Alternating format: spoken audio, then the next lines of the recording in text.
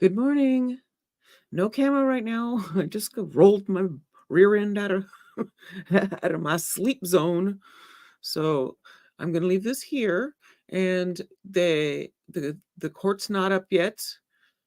As soon as it comes up, I'll put it up on the screen, but there's no stream for the court yet. So here we sit.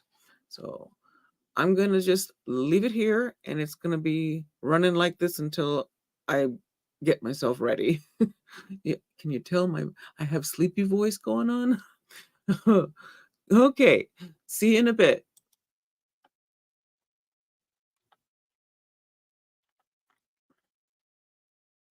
Morning, morning, Candy, and Dana, and Brian, and Kim Gardner, and Beanie. Good morning. Yes, I'm tired.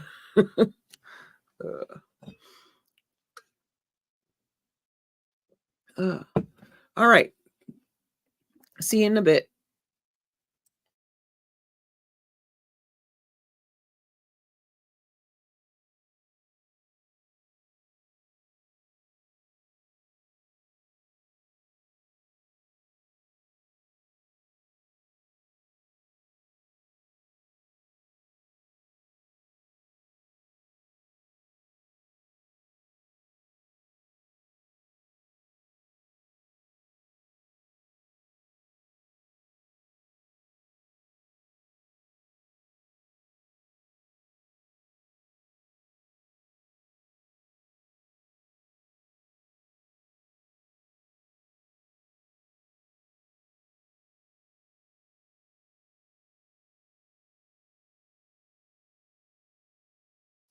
Morning, Ashley. I'm so happy you're here. Yay.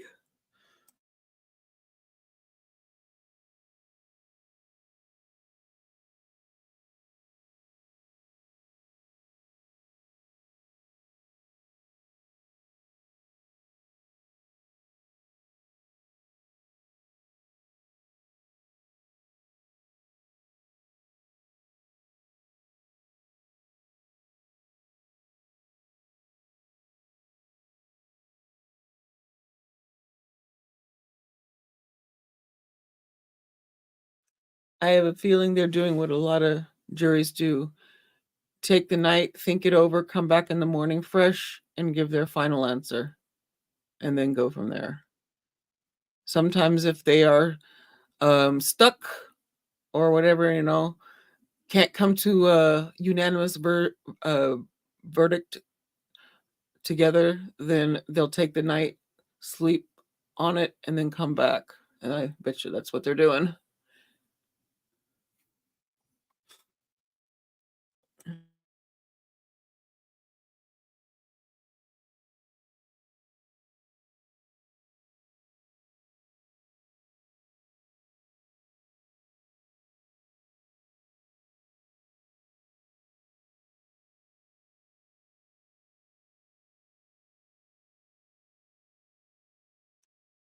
Good morning, Uncivil Law. Hi, Kurt. Good to see you. I will be on camera in a minute. I have to get myself ready. I'm tired. 11 hours and 40 minutes was the live last night. And yes, I sat in this chair almost the entire time, except for, the occasional need to see a man about a horse. So I'll be with you guys in just a minute. Let me get myself put together and let me take the sleep out of my eyes.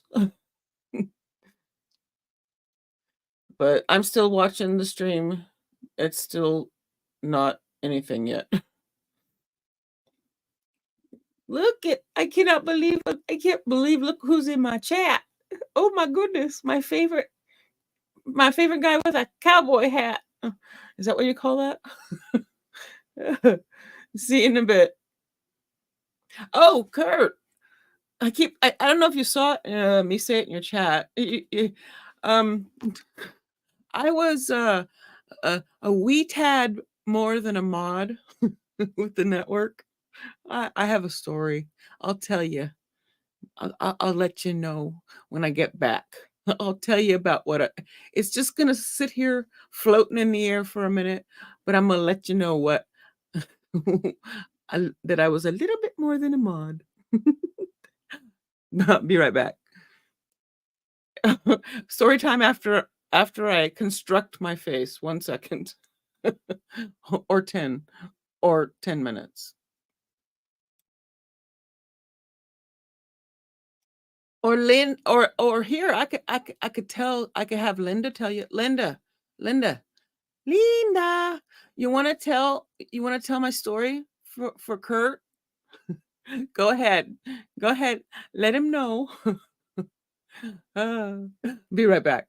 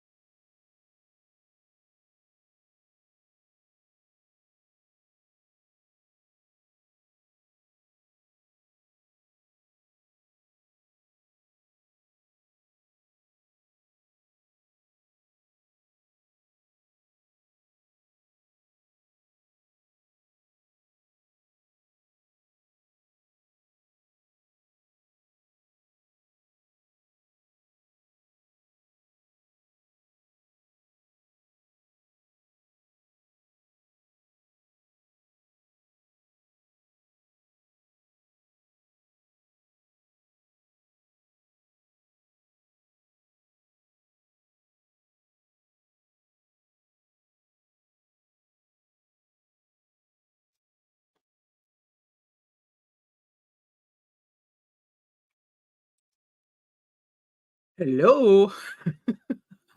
I have arrived. Finally. Took me a little bit. I had to get the sleep taken care of. Did you guys get to tell him? Did you tell him the story, Linda? Let me see. Let's see. Let me see what you said. Oh my goodness. I'm trying to find it. Trying to find it. Maybe she waited. I don't know. Let's see. Yeah. Did you tell him, Linda? Let me know, because if not, I'll tell him. Yeah, it's peach. It's a peach day again. That's just how my life is. It's either lots of color or nothing. Oh, oh, okay. That's why I couldn't find it. Okay. Let me see what Mal said. Then I'll build off of that.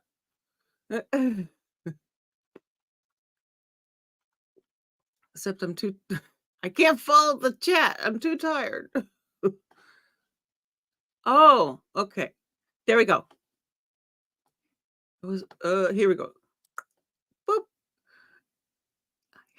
It was always more than a mod. In fact, senior producer for the YouTube streams. Yep. Okay. And guess what the story is? The story is this. The story is that I met Kathy Russin in 2015, I think it was. Probably. Oh, it was actually probably it was longer than that. Because well, was it? No, because that's when I created this channel. This channel I made in 2015, and it just I never had time to do anything with it because I was I was in the process of doing. I'm gonna show you something. I'm gonna widen up my view here for you, and then back here on the wall, right about there. What's that? Look what I have. I got a gold one. Too bad it's not for this channel, but it was for the channel that is now known as Law and Crime Network. That channel I created for Kathy Russin in 2015, I think it was. I forget the date on it. It was something like that. And then we ran it for a bit, and we also created a YouTube or a website that went along with it. And the website was where everyone was chatting on a thing that we used to call it. What was it? Chat and Go, or I called it Chatango is what I called it, but I think everybody else called it Chat and Go. And created the chat. Many of the chatters who are here were probably there from the very beginning of when it was Court Chatter. Kathy Russin was known as Court Chatter, and I was the one in the background working her channel and her website. And she got found by Dan Abrams, who liked what we were doing, liked what we had going on, loved the concept of trial watchers wanting to sit around together and talk about trials together. And so he purchased, acquired, I've always said acquired the YouTube channel and the website. And it started out with its first little name, which wasn't, it was a different name. It's all under that name. It was Law News. And then Dan Abrams changed it to Law and Crime, and the channel that is up now. When I left in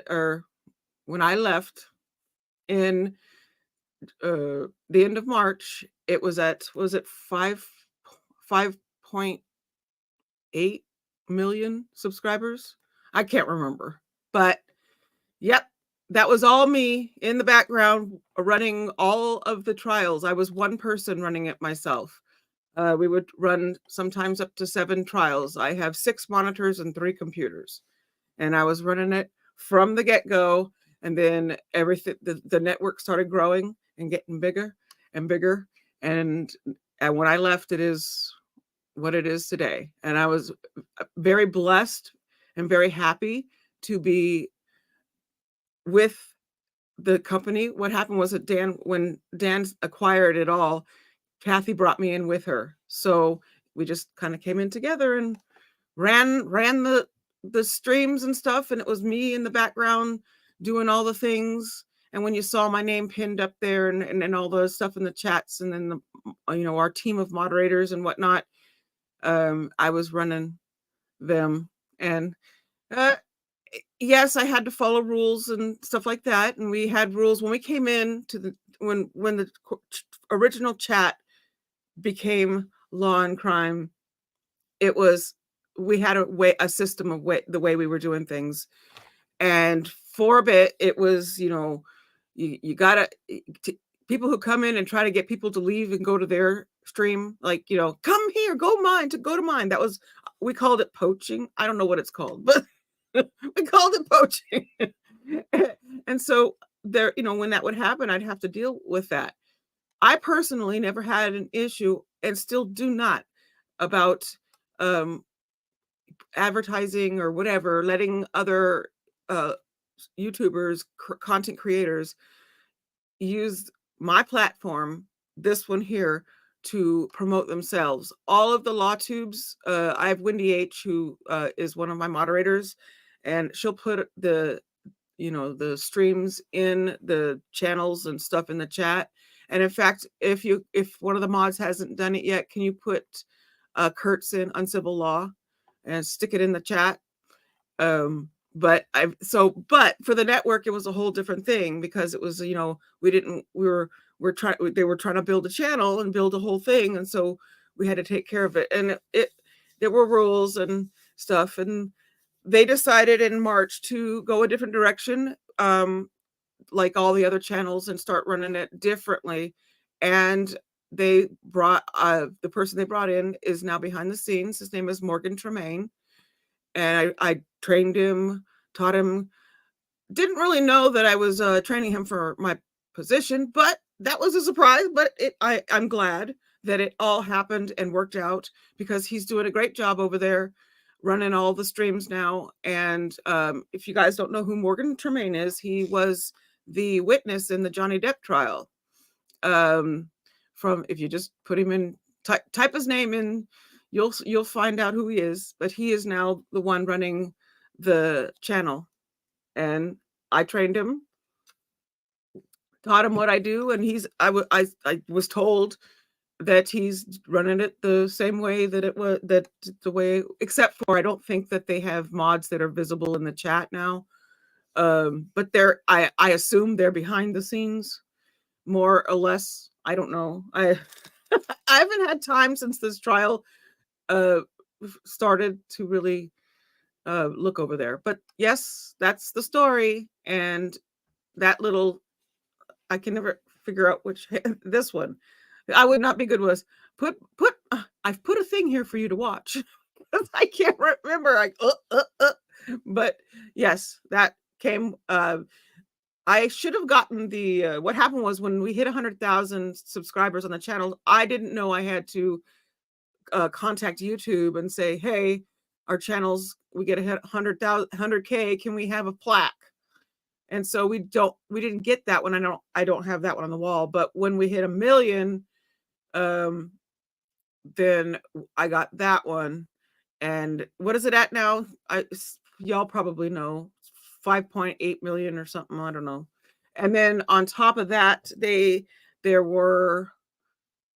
think they have 2 other channels now that were I created 4 in the beginning, and 2 of them now are, one's a body cam channel, and I think the other one's a shorts channel, and whatever they have. Also, I was also helping with the podcasts and stuff. And so I was running Styx, Larkin, and Howard's podcast it was called Cocktails and Cocktails. And on the very first video that they did on their very first podcast, my logo is at the top of it on that side. Because I forgot to take it down and put theirs up when I started the stream up when we started the podcast. And so to this day, it's still up there, but it is what it is.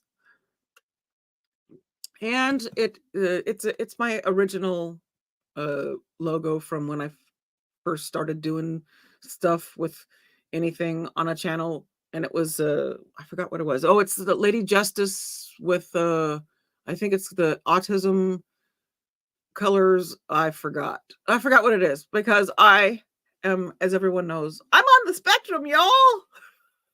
So uh, so yes, it is I from the very beginning, and I was very, very happy and blessed to have been a part of it, and I can't wait to see it hit 10 million. I know that the chats are doing really well. It was a lot to run a channel with up to. So when Depp came, first off, I ran the Murdoch trial. I was the one on this YouTube channel running all the switching of the stuff in the background. I had 3 different camera angles, and I was running them myself and flipping between them as the trial was going. So all of that back and forth, like here in this trial, here, let me put this back up so we can see it. Here in this trial, this one we have the 3, but it's a Zoom thing. Well, I had access to 3 of those, but they were different. I mean, separate. And I would just switch between them as the stuff happened in the trial. And it was fun. I loved it. I wish that I could do that with this. I don't know how to do that with StreamYard. There probably isn't a way to do that, but I would love to be able to. Because with this, sadly, if you try to zoom in, it'll be blurry. So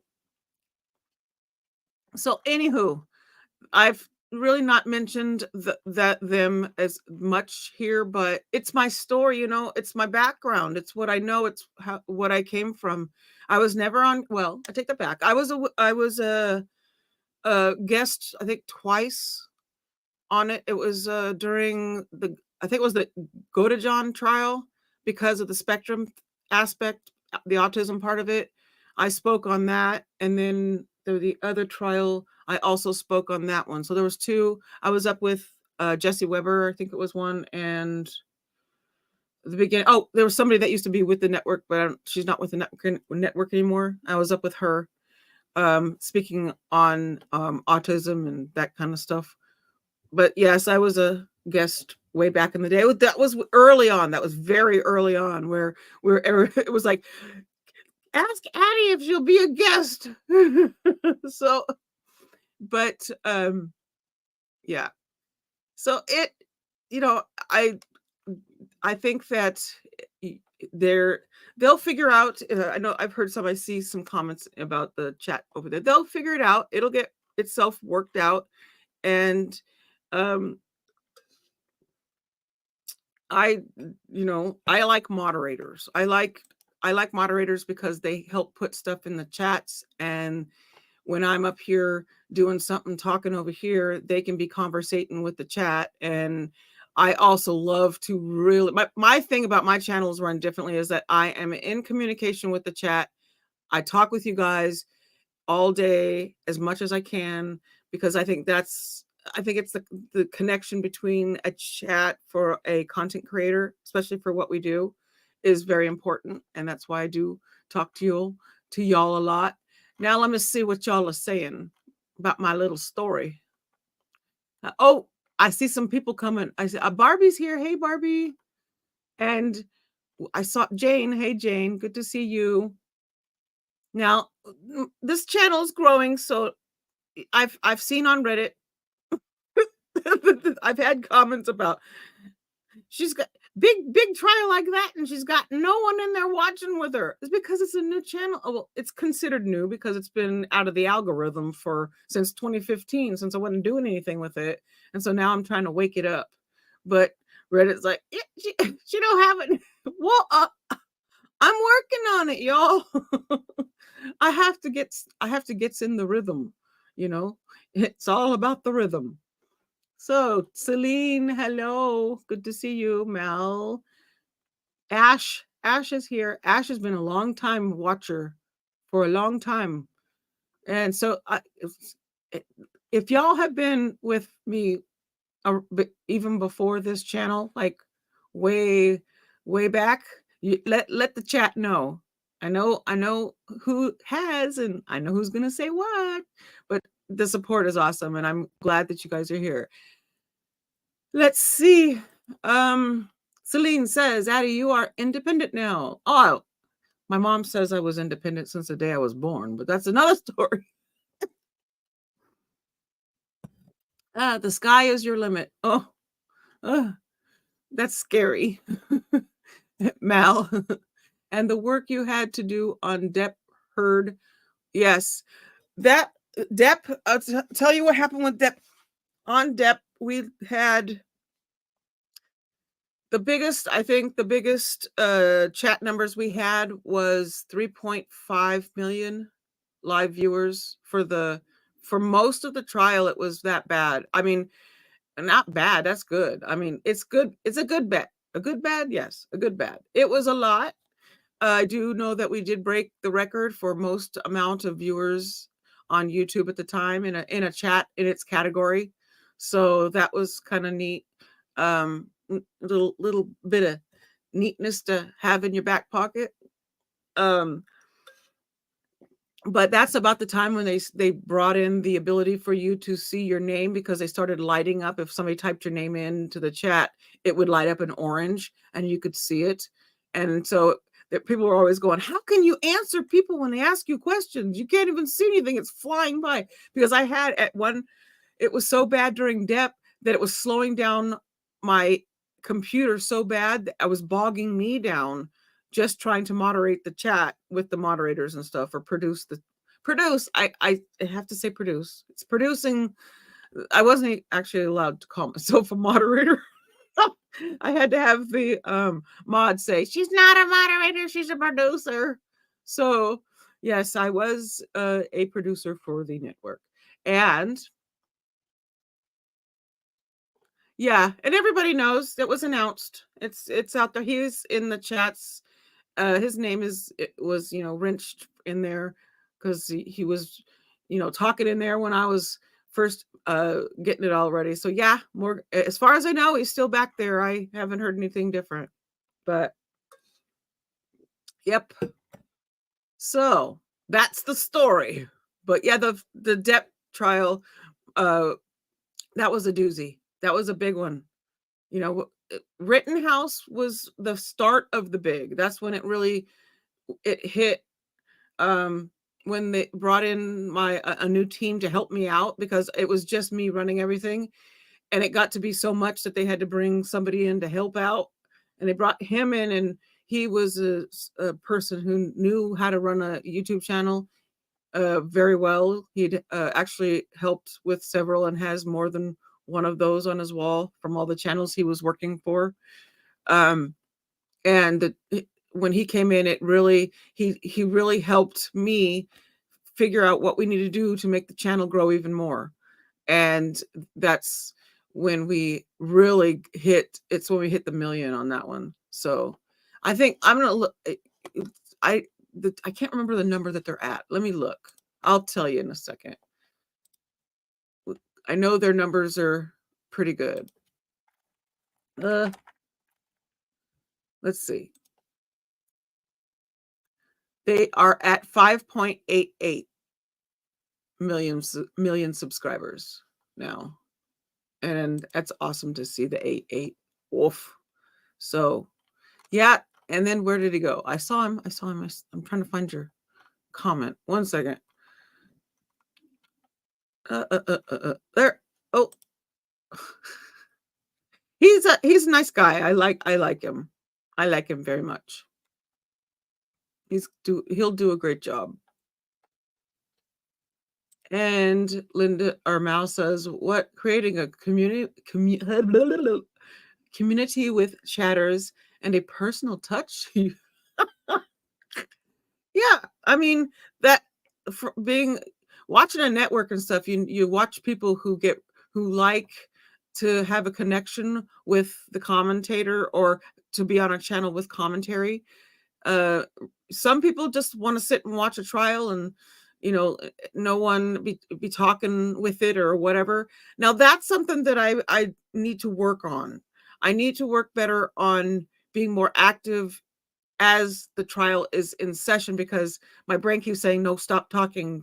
You're going to talk over the content and like the trial itself. And so I'm like, as soon as I hear something, my brain shuts off and I go, oh, they're here. You'll see my reaction when they pop up and I hear the judge's voice. I'll be all of a sudden, oh, they're here. So, but yeah, I'll get my rhythm. But this has been a good trial so far to start my doing this kind of thing myself on an 8-week trial. And I have not missed, I haven't, well, I haven't missed a day. I have the entire trial. I've had it on my channel the entire time. There was one issue I had where I had to take my son to an appointment and I left it running. And then the trial that was on, the court shut it off and started a new stream. And I was away while the thing was running, and I had to run home. I had to try to turn it off from my phone because I tried to fix it from my phone. It didn't work. So there was that whole thing. You guys remember that? I'm like, I'm sorry. I have to end this. I can't get the other one back up without being home because I don't know how to do that. So, but I did get the footage and fix it up and stuck it in the playlist. So we have a complete playlist for this trial. So yeah. And the other stuff I got on here is just my lives from over the years that I did do with my unicorn husband. Would go live. If you look at some of my videos, you'll see Captain Unicorn. One of my favorite videos is the one where he was wearing a shirt that was because at the time I had a green screen, and he came out with a shirt with the same color as the green screen, so all you saw was his head. So he was the floating head, the floating unicorn head. That was a fun video or a fun live. And Kurt's uncivil law. Sorry, I call you Kurt in my head. Sorry, uncivil law. On crime wanted to go in a new direction. What they had seemed to be working fine. They were. This is all common knowledge, so I'm not spilling anything. But they were purchased by it's called Jelly Smack, I think it is. And when Jelly Smack came in, Jelly Smack had other ideas, and they went that direction because of it. So I understood. Was it a zinger when it happened? Yeah, but they want to do what they want to do, and change is hard for some of us, but it seems to be working because the numbers are climbing, so that's good. Glad to see it. And in a second, my dog is going to bark. She just woke up and she's all, where's my snack? Celine says, I love tuning in to see you all. It's a safe, happy place. And I don't have restrictions on certain things. I don't have an issue with most anything in my chat, as long as y'all are kind to each other and don't attack each other. I'm good. So, but I've been keeping an eye on other channels and stuff, and I've kind of been brought into what I call the Law Tube. I don't even know what it is, but it's a group. It's all the people. It's all of the channels. There's a bunch of them, and they've really accepted me in and stuff. And so pretty soon I'll be visiting some panels with some other tubers, law tubers. So it'll be fun. It'll be interesting. I do panels as it is already because I also like reality TV. So I panel a lot with a content creator named John Yates. He's actually family, adopted family, but family. So we do reality TV recaps and stuff. He's going through some stuff, but he's get his channel back in order. And you may see him over here. He may hop on with me and do some stuff over here too. So also I think I'm possibly trying to find other people too if they want to come up with me and that kind of thing. That would be fun. Mal says, be careful, Addi, the rhythm method.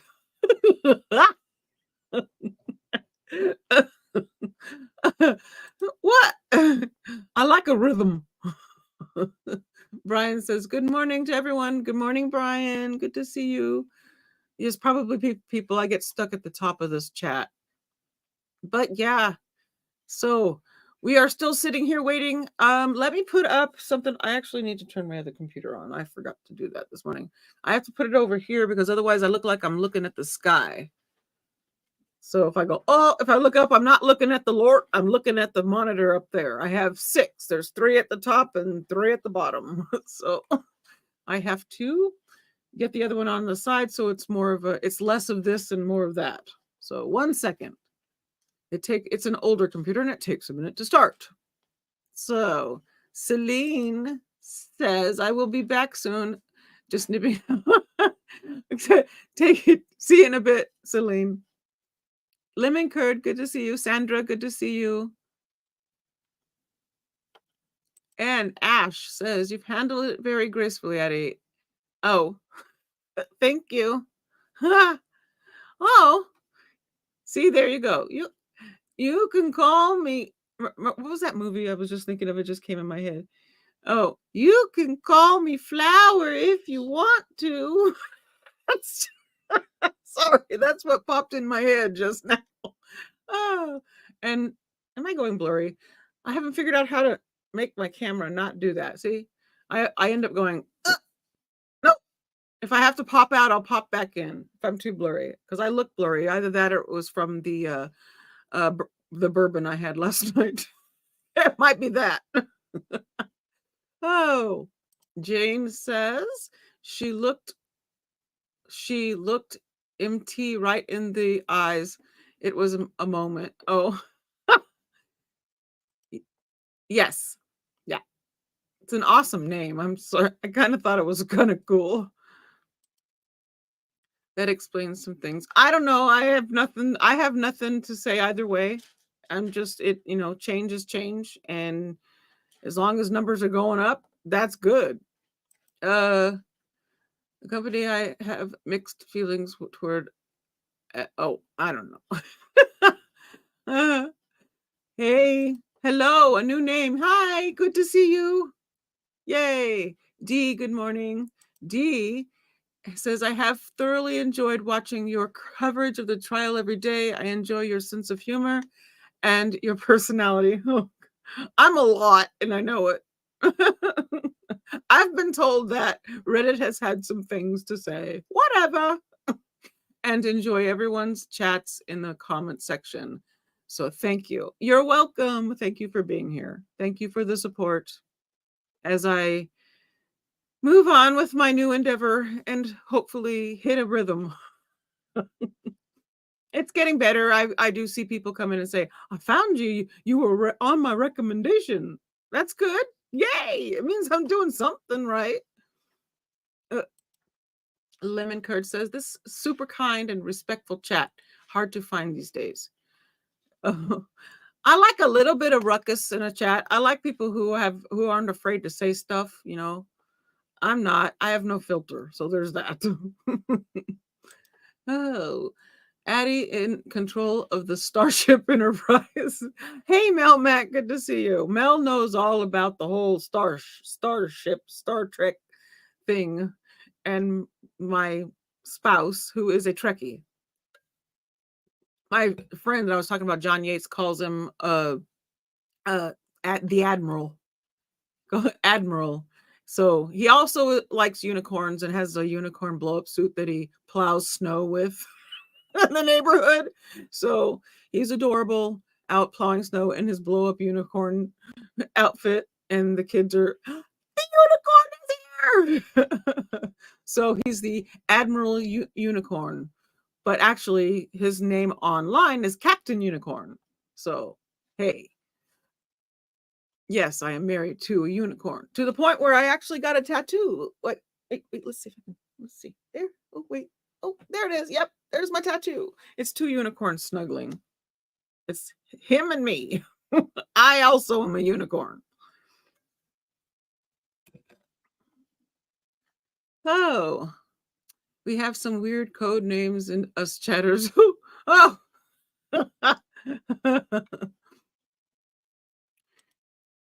Morning, Luna. You're feeling better? Are you getting better every day? Every day's better than the day prior, I hope. Luna, when I think when the trial started, she had if she said it in the chat, so I'm just gonna repeat it. She had a back surgery and she's recuperating from back surgery. That takes forever to recuperate from. So we kept her in every day, kept her in our thoughts and prayers, and she's back with us. No, I need to hurry up, computer. This thing is still loading. I told you it was old. It might be loud, so you might hear it go ring in a minute. Hey, Patricia with the C. Good to see you. Carissa, good to see you. So if they started at 8:30, we're just now, what are we at? Oh, so they could have, I'm still waiting to put up something so I can read. Hold on, I'm getting dinged. 1 second.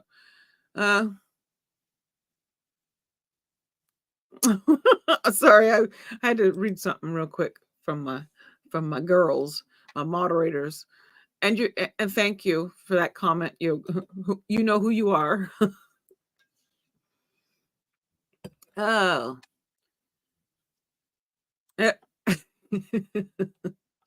Oh. So let me take a look and see. I'm gonna get Twitter. I'm sorry, Twitter up. Like I always say, Elon took my tea. And now it's Twitter.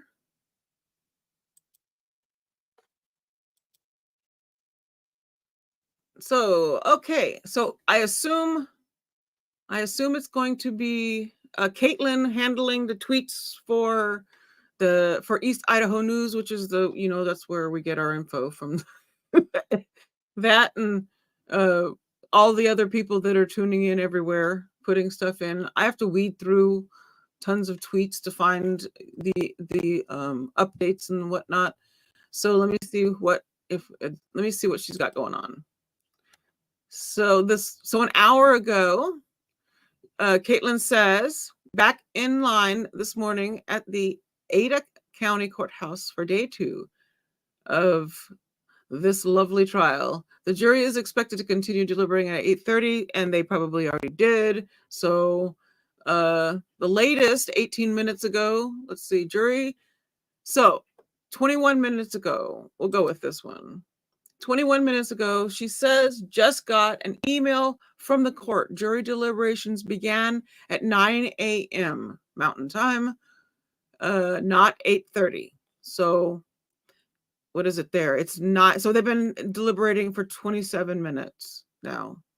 So Caitlin says we will begin live streaming as soon as we hear there is a verdict. Oh, that's for East Idaho News. We're live streaming now because, yeah. So anywho, that's it. So we're waiting. They started deliberations, and that's the last update 9 minutes ago. So there's you see that fountain that's out front of the courthouse? That sucker is loud. I think they were trying to do what do you call them? Interviews or whatever. And they had all the microphones out there, and all you hear was the entire time. It's a very loud waterfall. Not a really great place to set up to do your reporting and interviews and stuff, but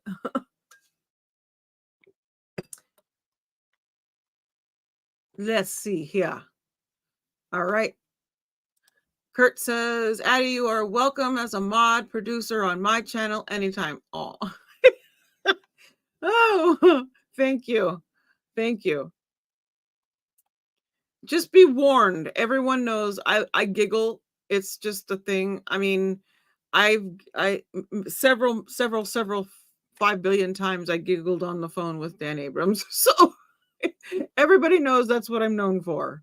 So it is a thing.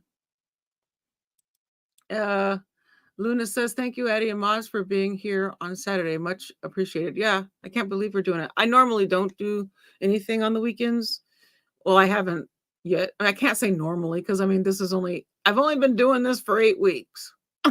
So it's whatever we can come up with. And sometimes I will sit here either blabbering like I am now or trying to find something to show you guys during the breaks. But usually the best thing that I do is I think is to replay the footage from past, so that gives us something to watch while there is a break. And then, then we can talk about past stuff. This trial has been amazing. It's been a lot. It's been emotional. I have cried how many times now? This trial is very emotional for me. It's a hard subject. If you are a long-time trial watcher, you know the certain trials will get you in the feels, and it's anything to do with children. And that's the time when I have to go, oh, turn the camera off quick. That happened right after the verdict. The verdict, it got me. And then yesterday, I'm sure my face was like a lot of the odd looks because I wasn't paying attention. I should have turned the camera off, but I was putting up pictures and stuff as they were talking because there was nobody to look at. I mean, we couldn't see the victims, which is good. I mean, I'm fine with that. I wouldn't want to be on camera either, but in a case like that. But yes, I was scrambling around trying to find pictures to put up on the camera or on the screen, so at least we had something to watch or something to see, because he wasn't doing anything but sitting there with his freaking hands folded. Butthead. And that can go for either one of them. Sorry, Mr. Pryor. You know I'm not a fan. I appreciate the work you do as a defense attorney, because I have a soft spot for all defense attorneys because they get a lot of crap like I give. But I struggled with how his attitude is in this case. It's been a thing. As a trial watcher, not a lawyer, I can say that. If I were an attorney, I probably would. Great job. But it's just, he says things and it's like, you didn't just say that. If he calls her Zaluma one more time, I'm gonna have to take care of the situation. All right. Yes, thank you. Oh, yes. Can you believe we're here on a Saturday? It's been a while. It's been a while actually since we've had a trial that we've sat and watched as trial watchers on a Saturday. I'm not necessarily a fan of it. It was always last night when they were trying to figure out, because they weren't actually putting anything out in the courtroom there, or nothing was coming from the courtroom. No one knew anything. I was watching Caitlin. She went up with Nate on his live and reported with him, but it was right as the I think it was almost about 7 when all of a sudden I'm sitting here and the stream went off and I went, yep, the jury went home. The jury went hotel, and we are coming back tomorrow. And I went, okay, well, my fun Friday is going to be different. It's not going to be the fun one that I normally have. We're going to do things differently this Friday. So Carissa says, why are they meeting on Saturday? Because there was no verdict. They went home last night without a verdict. So we are here today waiting for them to continue their deliberations. See, I'll show you. Look, I'll show you. You may have missed it. See? We're still in verdict watch, and they are deliberating. They started at 9 o'clock this morning. So we have, but I don't know. I think it's a good sign. I think it means that they're not, I know that they say you want justice to be swift or whatever, but I think in certain cases, on like death penalty cases, it's a good idea for the jury to take their time. There's a lot of evidence to go over. There's a lot of stuff to have to go through. And I expected that the deliberations for the DP part of the trial is going to be just as much as it was for the for the original deliberations and verdict and stuff. So the only thing I kind of thought that maybe they would go, that we'd have a verdict yesterday for the original. I thought they would go through Thursday, 2 days, so Wednesday, Thursday, and then have a verdict on Friday. But they came back quick because they were allowed to stay late and all that stuff. I was actually kind of went, oh, okay, we have a verdict already. I kind of thought we were going to see that on Friday. So, and then last night, I had a feeling that there was no way we were getting a verdict last night. I had a feeling, just because I've been doing this for a while, and you kind of get to learn stuff. Some trials you think, yeah, this is going to be a quick one. This is a no-brainer type of thing. It's not that this isn't a no-brainer. It's that this is a very important case. 4 years this thing has been, the coverage from Nate and all those covering for 4 years. It's a lot. I did not see the Lori trial, the Lori Vallow trial. I didn't listen to it because there was nothing to see. Not that there's much to see here, but at least we can see 3 things on a screen. That one, it was audio only, and I didn't follow it. So also where I was working before, I don't think that they were, I don't think, did we do that one? No, we didn't. I don't think we did, because it was audio. So they only did updates, I think. So Saturday, because they are and yes, that's the big thing right there. This trial, they were sequestered, which also is why they're not taking a week long to do deliberations. They're quick because they have to sleep in a hotel. And so they are not allowed to go home, which would be awful for me. I would not be able to handle that. I would have to say, I'm sorry, I can't do this. I'm going to melt down. So Jane says, and Carissa, yes, I'm still way up here at the top going through comments. So yes, they are in a hotel. What do they have to download movies and stuff, right? They can't even, I'd be afraid to look at anything. I'd be afraid to turn my phone on for fear I might see something and get in trouble. so as a juror, I'm guessing loads of media are waiting outside the courthouse right now. Anyone local?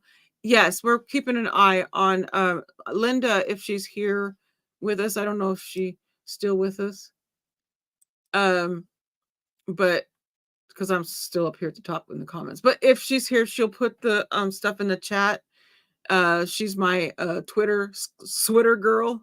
She puts the stuff in for for all the trials. That's what I used to do in the other, when I was over there. That was a thing I would do, is put all the info and keep everything updated everywhere on all of the trials at once. It was easy to do when you have a huge team of trial people who are listening and feeding you information, and you get to put it up on a screen. Now I get to do it I think I'm back. Sorry. It may have just blinked out. Mal says, sequestered is not to blow the delibs process with possible media content, etc. mishap. Yes. So that they don't accidentally see stuff that they shouldn't be seeing. L. Dot, good to see you. Yep. In session today. Yep. Because we are waiting for a verdict in the DP portion of the trial. My family keeps asking me why I put myself through this trial. Because you like to watch trials. That's not a bad thing. I've gotten, some people saying, well, these true crime people, they're just unbelievable. Why? I love true crime. I love it so much. My friend got me this. It says true. Oh, wait. Oh, crime junkie. See? And it's her with look at her, look what's around her hair. It's that yellow don't cross tape stuff. That's her hair tie. And it has Addi on it. See? I love true crime stuff and trial stuff. More trial than true crime. Linda says, I can't believe Chad had nothing to say at all. Yeah, and it seems to me that he spoke with his family because none of his children were there. So he must have told them, I will not be giving any mitigators. We will not be saying anything. I will stand here like a statue and say nothing.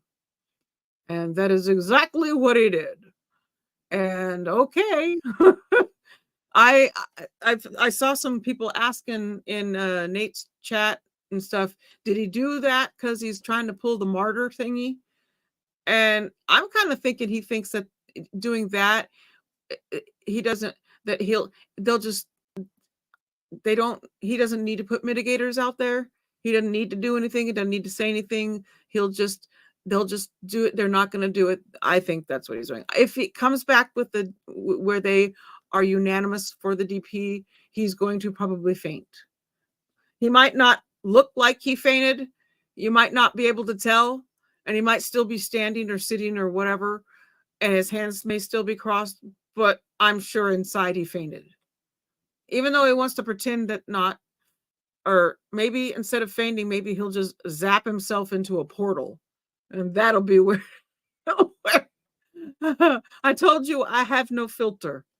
And I also have an opinion. So, good luck. So, what do you think? Do you think that how do you guys think his reaction is going to be? Do you think he's going to, I mean, for me, I'd be like, I'd probably start screaming and fall on the floor. But that's just me. But first off, I wouldn't be in this situation. But I just realized I didn't do that. Dang it. So there you go. So Jane says, Lindsay Blake, supporter here. She's slam dunked so many times during the trial, and her closings were awesome. She is very good. As a person with a focus issue, as you can tell, I'm all over the place all the time. Hello. But the way she speaks and the way she does all of her questions and all the stuff, she really keeps you there. She keeps so the jury is probably very in tune and able to hear what it is she's trying to have them hear because of the way she does it. I said a couple days ago that she and Camille from Depp should start a law firm together because they both remind me of, she's very much like that. Her objections were fantastic. Mr.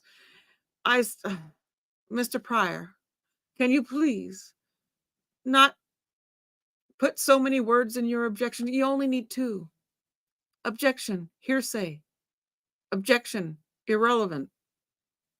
And all the other ones. You don't need a whole, I have to object at this point. Just freaking object, please. Oh, and then the whole, can I go, judge, may I have permission, sir, to go up to the lectern? It's not a podium. Don't say podium. It's a lectern. It's a lectern. You know my thing on that. Oh, and then if you don't know my thing on that, there's a difference between a podium and a lectern. Podium you stand on, lectern you put your papers on, and that's how you remember. Oh, Linda Kenny Bodden was the one, because she's also not a fan of that. My Linda, she's a sweetheart. I know her. I long time awesome person to know. She's fun as heck.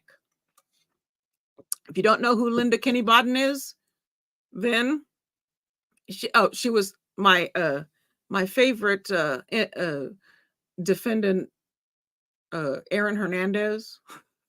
You know, everybody knows I had an inmate crush on Aaron Hernandez, but she was his defense attorney for a time. Yes. I used to tell her, "You had my favorite inmate, defendant, whatever you want to call it." So yeah. Oh lordy. So chat. So chat. I keep calling him chat. Chad got tongue tied. Ooh. Yep. I oh. Oh wait. Hold on one second. Let me see. I got to do something. Speaking of that, let me see if I can find it. Oh, it's been a while since I've tried to find it. Let's see if I can get it quick.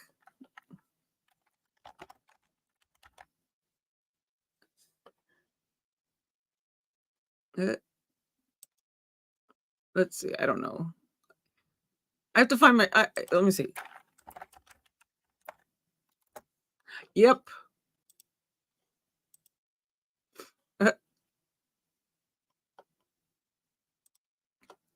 I got something that I made at the beginning of the trial. There you go. I had to. Every time that she'd say cheesy egg, I'd be like, ah, here we go again with the cheesy eggs, and now I'm hungry. Thank you very much, Lindsay. So, oh, Carissa says, I thought they found him guilty on all counts. Is this just a deliberate if they deserve? Yes. In a case that has the DP, you will have a separate what's called the penalty phase. If he's found guilty on all counts, then you move into the next phase, which is this phase, the penalty phase. And then that's when they put in all their stuff. They have to do openings and closings and the whole thing. John Pryor did not put on a case because Chad said he didn't want to have any mitigators, however it was stated. And so there was no case, and it moved right into victim impacts, which was yesterday. And that was extremely emotional. And yeah, I am a crier. I admit it. Oh, she's training the dog in the rain. Poor doggy. The sound wasn't great on the Lori Vallow trial. That's what I heard. I heard it wasn't that great. I don't know how you survived during Depp case. I love that one though. Yes, that was huge. That chat was unbelievable. Holy mackerel. And then there was this one thing that happened where during the trial, the cameras were outside and everybody was really in tune because Law and Crime was the one that everybody saw the most. They saw the camera there. The cameras were there every day going to the different points. We'd take it, we'd rush back to the other where they were bringing in Johnny Depp from that back so we could see him on camera. And then they'd race back to the front. Excuse me. And it was a whole thing. And it would be, people would come running. They saw the camera and you could see it happening. And the poor camera guy just knew it was like, ah! But then all of a sudden at one point, and it was kind of funny, they're all like, hey guys, it's Law and Crime. And then they'd get on their phone and whatever, they'd come in the chat and they would be in front near the camera and they would go say to us, me, because I was, my thing was up there on the screen. They knew, I was pinning the comments and stuff under my name. And so they go, Addi, that's us right in front. That's us on the camera. See us over there. So yeah, it was a doozy of a thing. It was a lot. excellent. I really did enjoy that trial. Very much so. This is just penalty phase. Delibs. Yep. Okay, let me get down to the bottom a little bit. Let me wait one more. I had no intention of following either, but this channel rocks and Chad triggered me. Oh no. See, that's what happens. Once if it's your first time ever or whatever as a new trial watcher, you're either like, yeah, I can't do this. It's people just sitting and talking in a courtroom is not my thing, or you're riveted and do it for X amount of years. I told you the reason that I became a trial watcher, my own past in my past of, losing someone in my life to a serial killer is the reason. So, Candy Bray says that they let them keep their phones in sequestration. I think they can, but not while deliberating. Like they have to hand over their phones during deliberations. But I think did they say? I think so. I think that they can, but that would be so hard. I am connected to my phone. If I'm not on here, I'm connected to my phone, my iPad, and all the things. And I watch YouTube. Not only do I do this, I also watch YouTube all night. I don't watch cable TV. I watch my iPad for YouTube. So it would be difficult for me to be sequestered. I did had jury duty once, and I was so scared I was going to get a gigantic case. It was before the Young Thug trial, I think it was, and it was years ago. So whenever it was, I was like, oh my God, I'm going to end up in a 6-month long trial and end up sequestered for a year or something. I don't want this. But like I've said before, I was not chosen to be on the jury because they asked a math question, and math is not my thing. I'm sure it was a setup, and I was like, oh, so they probably also were watching all of the jurors. I mean, all the potential jurors, and they probably saw me going, I'm here. I don't know if I want to be here.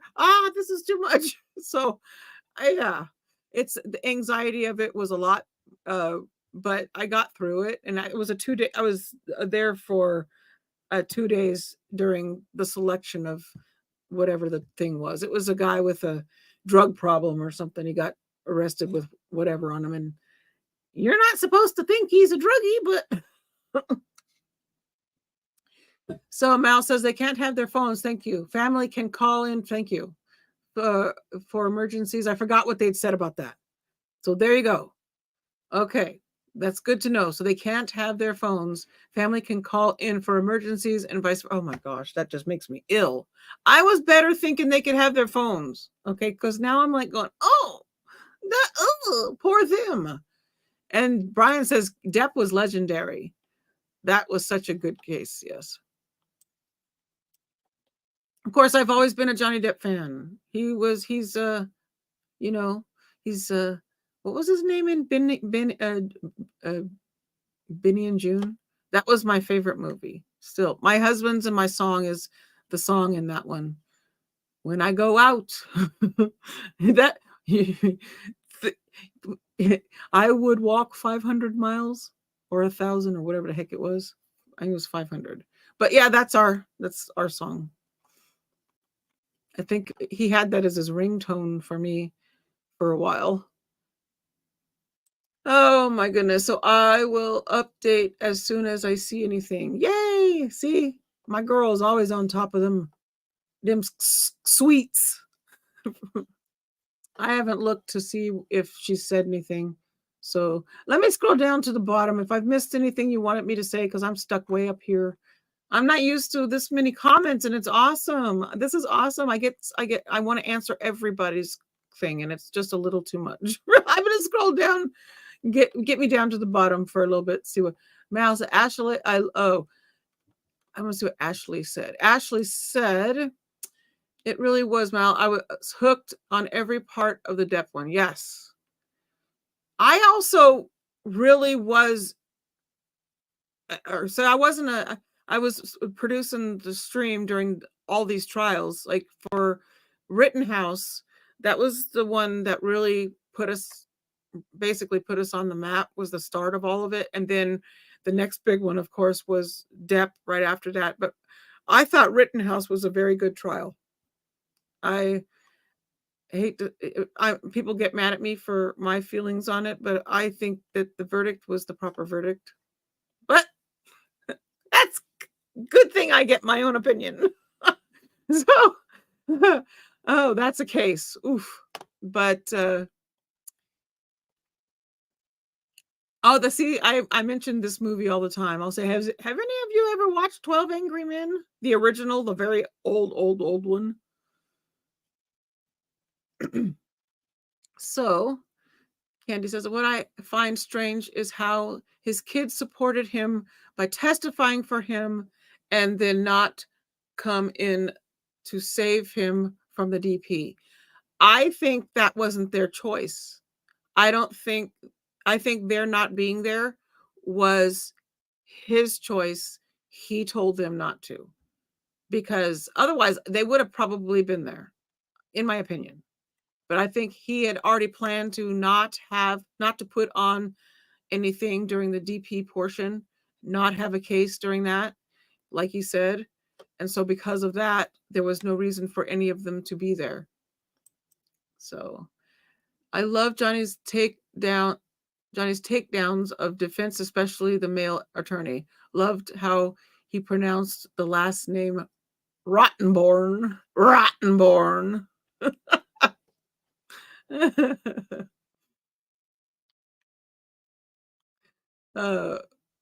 Yes, that was one of my favorite. Mr. Rottenborn. I watched that one again just for the entertainment aspect. I have not. I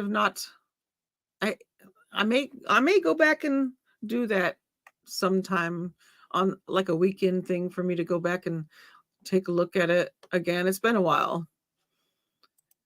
I think he wants to I couldn't get the word out. I think he wants to die. Check out of this life. Yeah, like I said, I think he's planning to visit the portal potty.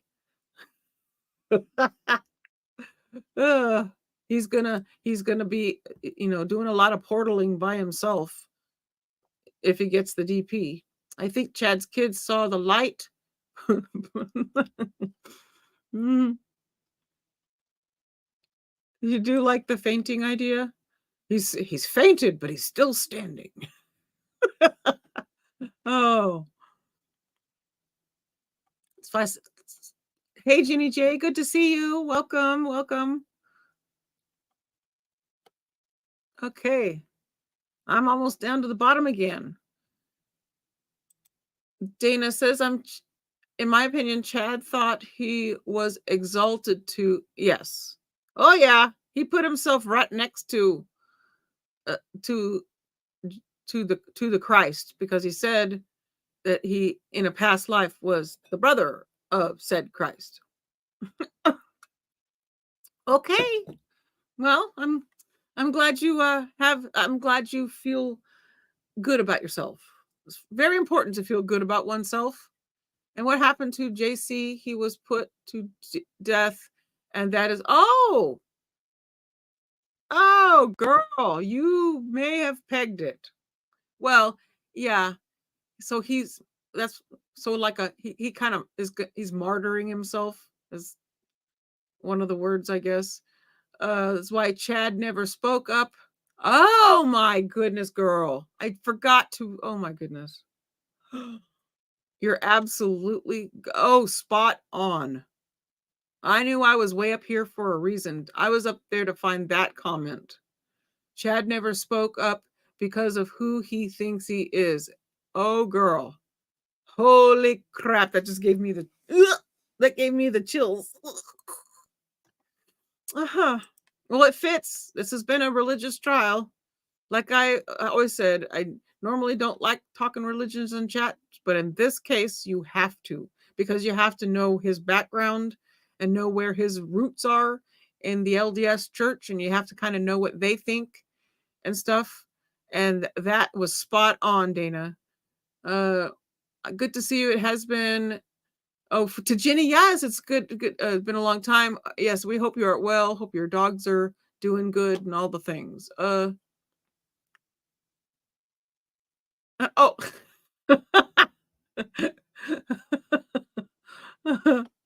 Oh, the phone calls were just agonizing. Uh, the drone, he has the droning on voice. I have tried my entire life not to have that voice. Um, the very, he's posthumous, I guess is what it would be called, right? He's that goes along with Dana's thing. He thinks very exaltedly high of himself, or highly exaltedly, or something. Whatever the words are, he thinks he's that. You guys probably aren't used to me having an opinion if you're new, are coming in and we're following in the chats from you know where, for, because I wasn't allowed. I didn't have an opinion then. I had to sit on the fence, and sometimes I had to staple myself to a fence because I was the only, like I said, the trial that I could not stay on the fence was Daryl Brooks. I could not stay on the fence on that one. Nope. I had that's where I came up with the term, the hashtag box fort. Yeah. Oh, that was my, oh, and then him peeking out around. Oh, it was like that trial was like watching a mother take care of her 4-year-old child who's being naughty and won't come out from behind the couch or something. Oh, oh, take care of yourself, Jenny. So Jane asks, let's see, will Chad be getting a meeting with Mr. Sparky, or does the judge decide which DP Chad gets? If Chad gets DP, anyone know? So on that, Nate plans on talking about it. He gets. There is no. It's not Sparky. Did they say it was pills? What did Nate? Nate showed all of the inside of Ada County, or wherever it is they will would perform that, and Nate is going to do even more on it today. So if we keep an eye on him, Nate's in CrimeCon. He's got stuff to do, but eventually he's going to be putting something together about that. I think that I don't think it's not lethal. Is it? Let me see. Anybody know? Somebody, if you can put that in the chat. Remember what they said he was gonna how it was gonna go. Nate talked about it last night, and I was so done with last night with my 11-hour and 40-minute live that I was like, oh, I can't remember. I forgot what he said. I also slept, so the memory's gone for that reason as well. But I do know that they are in the process of getting something that I can't believe they're bringing back, and that's Firing Squad. That I know. So Nate talked about that too. So but I think is it injection, or I swear the word pills is in my head, but I forget what it was that Nate said. Celine, sorry you're here. Yes. Take care of yourself. Oh, just such. Mm. All right, here we go. This is where it was. I knew I had to get to Mal. She's the keeper of my memory. The state decides manner of execution if it ever comes down to it. State statute method. See, we put that in. I should have made that a thing so I could snag it. We had this question already, and I had a thing. Actually, Linda was putting stuff in about this whole statute thing, and I should have stopped there and taken it and made it into a little fancy thing to put up on the screen so we could remember. But there's a whole thing. If Linda hasn't yet, that would be kind of neat to put that in the chat. And this one right here, they don't do Sparky. It's lethal injection, which okay, there we go. See, I was on the right path. I don't know what pills were from. No, I don't take pills, so it's not from that. Maybe I should. Oh. I need memory pills. That would probably help. So there is a sign up sheet for oh.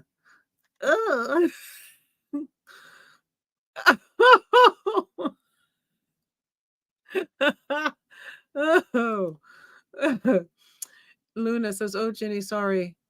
Yes, health issues stink. You know, ugh. Linda, we had to put our phones in Oh, yes, we were in the. Linda was so good when she was in jury duty. She was tight-lipped. Not that any of us tried to get anything out of her, but she was not saying anything. And we were like, all we heard was off to jury duty, and that's all we heard. She'd had a big trial. She can put a little bit about it if she wants to in the chat if she feels comfortable doing that. But she got a pretty good sized trial that she sat on. I don't remember how many days you were on that. Was it 5? I forget. But yes, so they had a lockbox during lunch breaks for their phones. Okay. I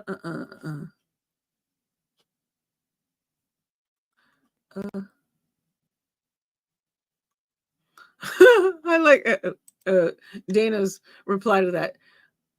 I won't bring a shovel, but something to put holes in.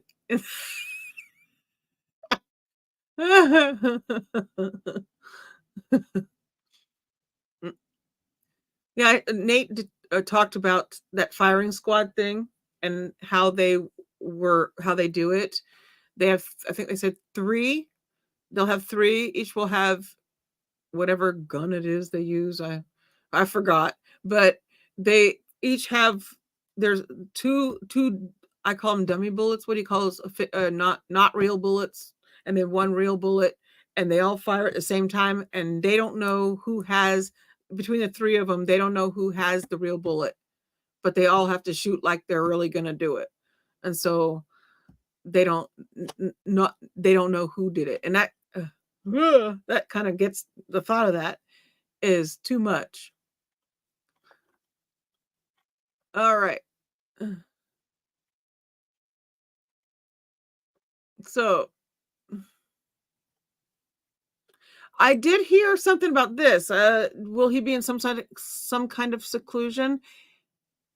We heard them say that at some point. I assume, I don't know if he is now. I have no idea. But I did hear that he would be 23 hours of the day in seclusion. Ugh. Isn't that what we heard? And then I wait for I've watched Gilbert Grape and an obnoxious amount of times, and Donnie Brasco and Secret Window. Sorry. Oh yes, Gilbert Grape. That's what I always say. I love my Gilbert Grape.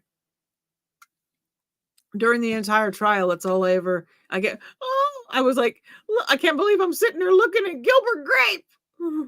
Or was it his name in Benny and June was Sam, if I remember correctly? And he was my Sam. Because June and me are. That was them. In my opinion, she was on the spectrum. And so I was I didn't know at the time when I first started watching the movie, I was, didn't find out about me being on the spectrum until I had children. And then, we got diagnosed, and it was like, oh, well, crap. No, it's I'm actually good with the spectrum. I have no issues with it at all. Y'all might, but I'm fine.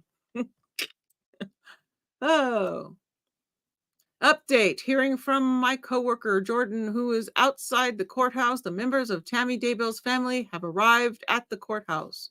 Ooh, okay. I'm checking to make sure we are live. Yeah, if I don't respond quickly to this, because I'm scrolled up going through comments, which is my favorite thing to do with y'all. One of the moderators can ding me behind the scenes, and I'll hear it, and I'll go, oh. I wonder how, if they said if we're getting another 30-minute thing like they did for the first verdict. Do we get notified, or they'll start it 30 minutes later, or what? Because I don't know what he said on this verdict. Chad is going to the basement. There you go. Chad is going to the basement for sure. So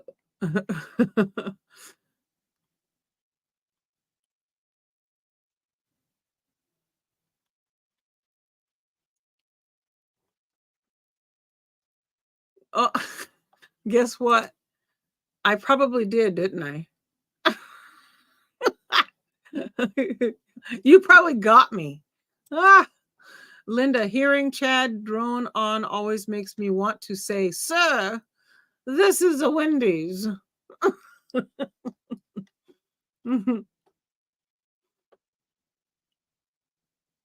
Oh,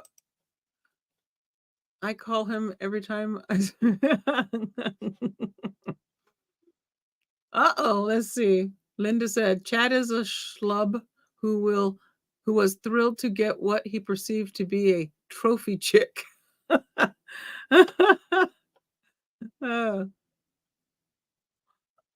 Oh, some really cute comments. Some of you want a pew pew. Some of you want the. They did say yesterday. Nate said that the Idaho courts where the death penalty take a long time. They are not swift. So if he gets the DP, he will be on death row for quite some time. Yikes. Jane, yep, put in the vat. Oh. Oh. What? But you're my memory keeper. You're the one that has all the info that I eventually get to and then can say, yes, what Mal said.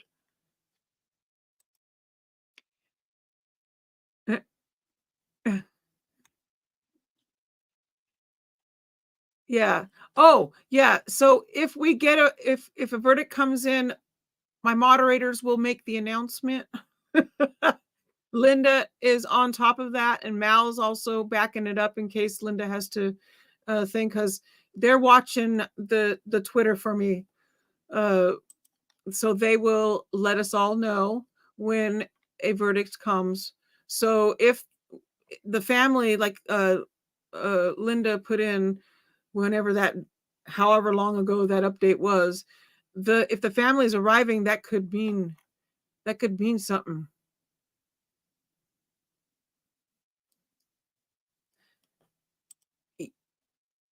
Yes, I think I said that, didn't I? Yeah. I think I said that. Yeah, I know. I was listening to him last night while we were still live. I was about ready to fall out of my chair, but yes, we were still there. Addi has a direct. Yeah, sure. No, we all have the same direct thing. It's called Switter. But my girls are keeping on top of it and keeping y'all updated in the chat. And then oh wait, I see something I like. Lemon Curd says someone should tell Chad it won't be a paintball gun. Good one. Wait. And then Mal, one of the 144K can tell him. Oh. He's going to hear a ringy ding from the portal. That's how he's going to find out.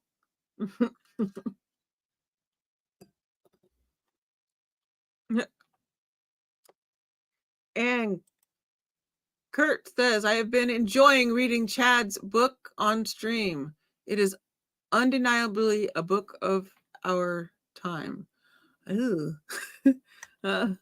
Wait, reading it on. Oh, so have you been going over it like like doing a reading session with your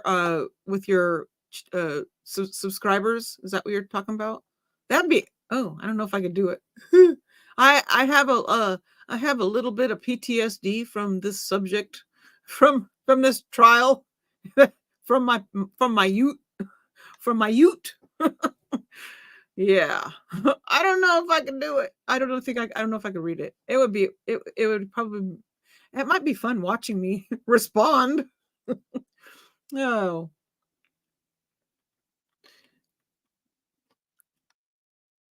Oh, it's a book and it has But are you doing it live, like reading it with your chatters or with your subscribers?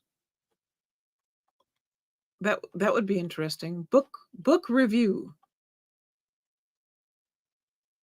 I don't know if you could get demonetized for that. Like you can if you play somebody's song. I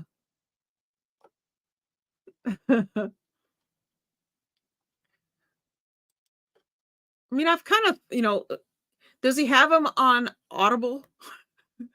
And Lord, if it's on Audible, please don't let him be the one reading it. I would never be able to finish it. I can't get through his phone calls or his blessing, his Alex blessing thing. That was rough. I was like sitting here going, I'm falling asleep.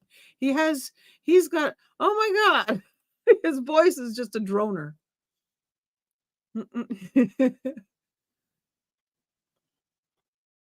So Kurt says, I was reading the book on stream during breaks when oh, okay. Oh, okay.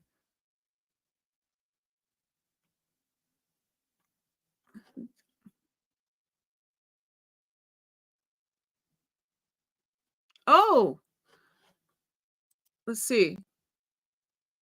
Did you read the text message story that Chad wrote? If not, would you like me to read it to you on? Oh, that would be fun. That would be cool. Yeah. You want to do that now? Do it until the verdict comes in. Okay, hold on one second. Guess what, guys? Guess who's coming up here? I'm gonna be all giddy. Oh, good Lord. Oh, good Lord. Okay, one second. Let me get the thingy to you. Wait, hold on. I have to put 1 second. Oh, I almost hit leave studio. not that one. Okay, 1 second. Oh.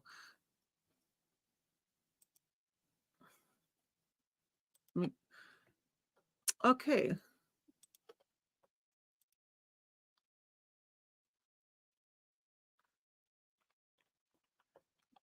I have to find you, Mr. Uncivil Law. There you are.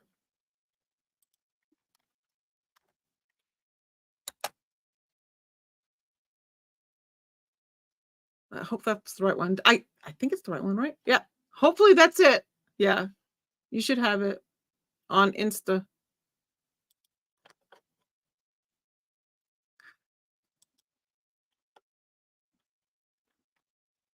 Oh my goodness. What in the world is going to happen in about 5 minutes, y'all? Oh, this is going to be good. Oh my goodness. I'm going to have no words though. Oh. Oh my goodness.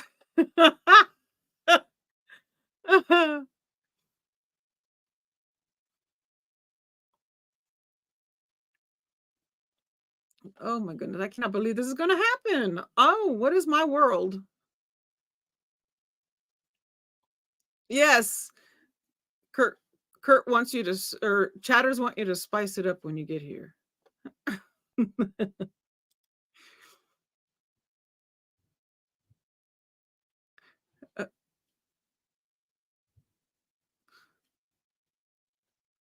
Oh, take care, Linda. Talk to you later. Linda had to move, so Mal will keep us updated on. I better keep an eye on tweets better than Linda had to skedoodle. I just found out, so I will be keeping us updated as best I can with Mal. Okay, guys, let's get ready. Hold on a minute. I'm gonna see how to do this. Hold on. Here we go. This one. No. Yeah. Oh wait. Hold on. Do I have the right one? Well, we'll put us both. Here we go. Ready? Here he comes, Mr. Uncivil Law. Hey. Hi. Hello. What's up? Goodness, I How you can't doing? believe this is happening. It's all good, man. I don't know if anybody didn't see or is just coming in. I have a very special guest that I am just, I can't believe I'm sitting here. Look. I have been following you for a very long time. And secretly in a chat that was scrolling like crazy. You have a very large chat. And I would say hi, and then that's about it. You'd even say hi to me in Log Crime Chat, which was even bigger, and I appreciated it. I appreciate the little bit of love. It was very nice. Oh, I've always loved the way you've done your stuff, the way you talk, the way you do all your stuff. And do you notice something about the background? I had mine first. My Fair lip. enough. Fair enough. Fair enough. I actually started it when Miss Emily D. Baker came on the scene way back when, during 2020 and all that. And yeah, that's when I actually started really following you, both of you guys, during the Tati. It's not exactly necessarily a unique look, but it does, of course, speak to me. We've got some wonderful paintings from history. We got, Freedom of Speech by Norman Rockefeller. And I believe this one is called The Trouble We Live With. This is the... Whoop. Wait, hold on a second. I clicked the wrong one. I was trying to put you up. Hold on. Let me fix that. That didn't work. See, I'm new to this stuff. Yeah. Never mind. I was going to enlarge you. This one here is also Norman Rockefeller. I think it's called the Trouble We Live With or something like that. It depicts the girl being taken to school by the federal marshals in New Orleans during the desegregation. And I find it very uplifting because it's like it reminds us of where we came from and also reminds us of the rule of law. And I like that stuff. And then, other little knickknacks to represent my personality. So, hey, we try to customize it a little bit.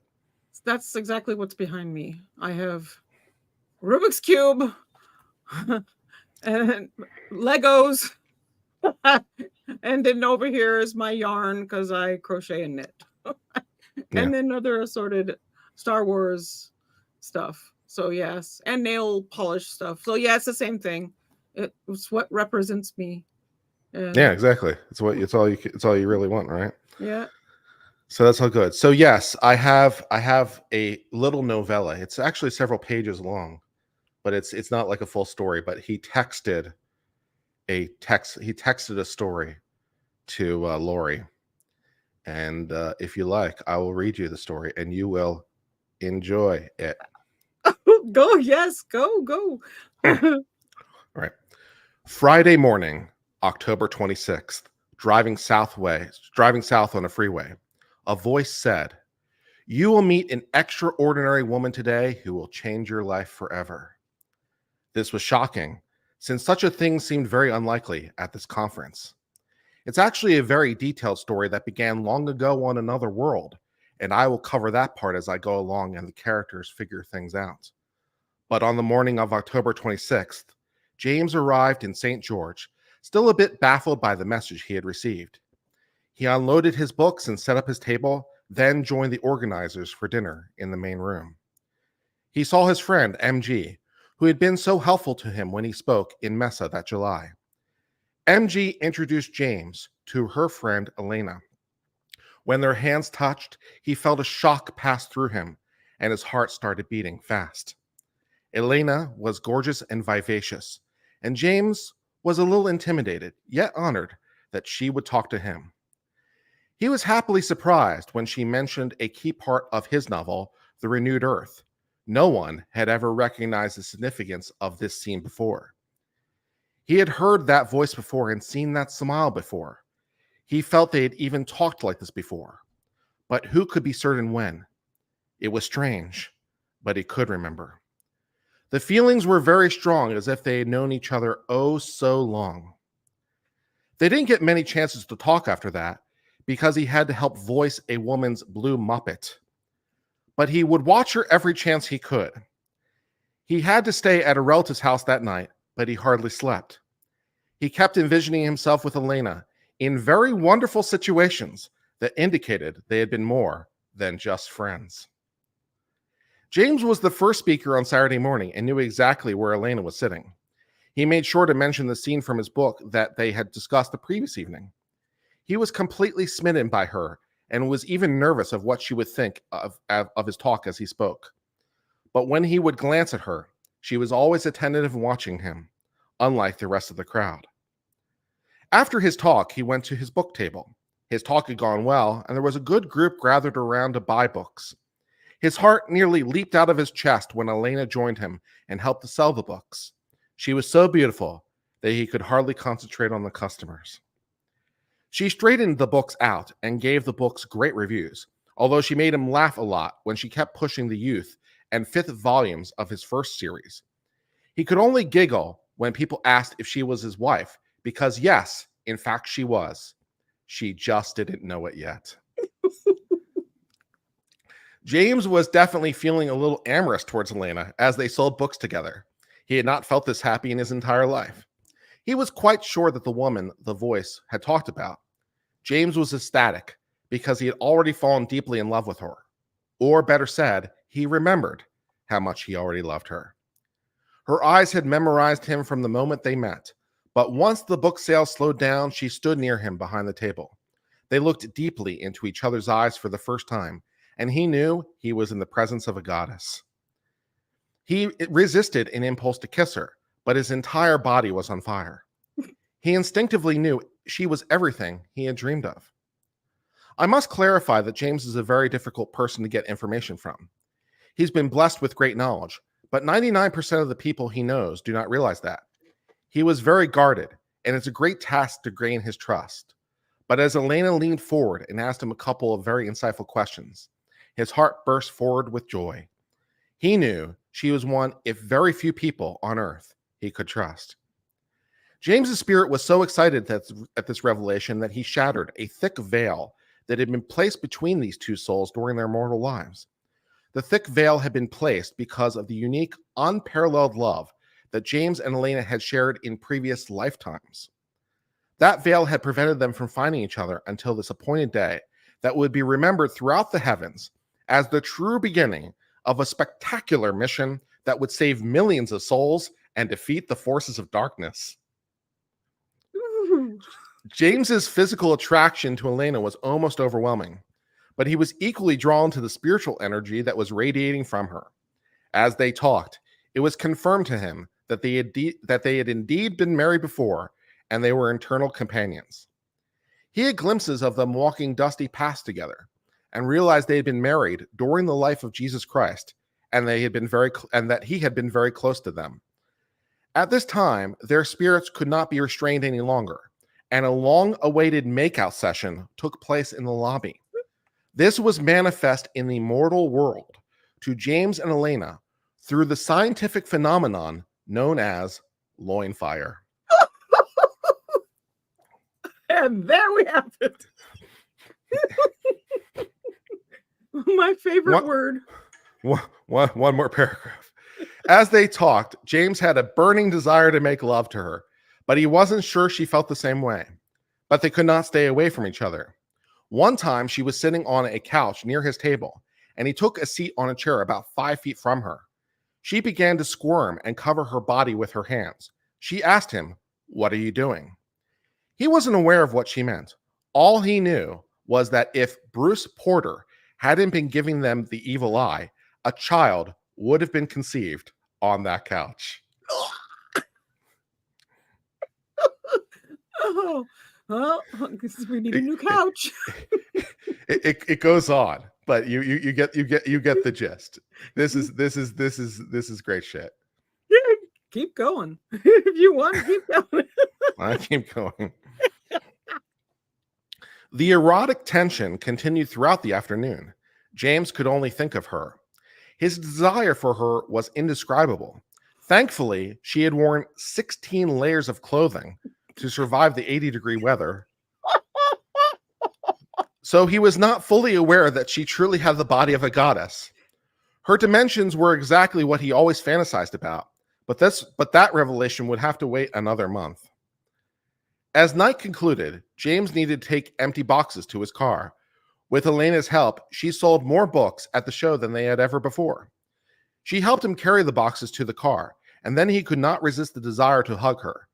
He made an awkward attempt that was way too brief, because their friends were bringing more boxes. In that short embrace, though, he knew he had found the woman he had searched for his entire life. It was made crystal clear to him that they had been married before and would be again.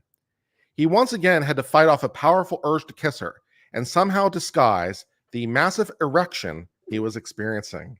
I mean, oh. They returned to the building and they helped carry tables to the second floor while she sat on the couch. They couldn't take their eyes off each other. He was already madly in love. Her group of friends finally had to leave. He was devastated, unsure about how we would ever contact her again. Then her spirit took over and asked him, "Can I get your cell phone number in case I ask some questions?" They exchanged numbers, and then they gave each other a hug goodbye. It was the most wonderful, electric, delicious hug they had ever felt.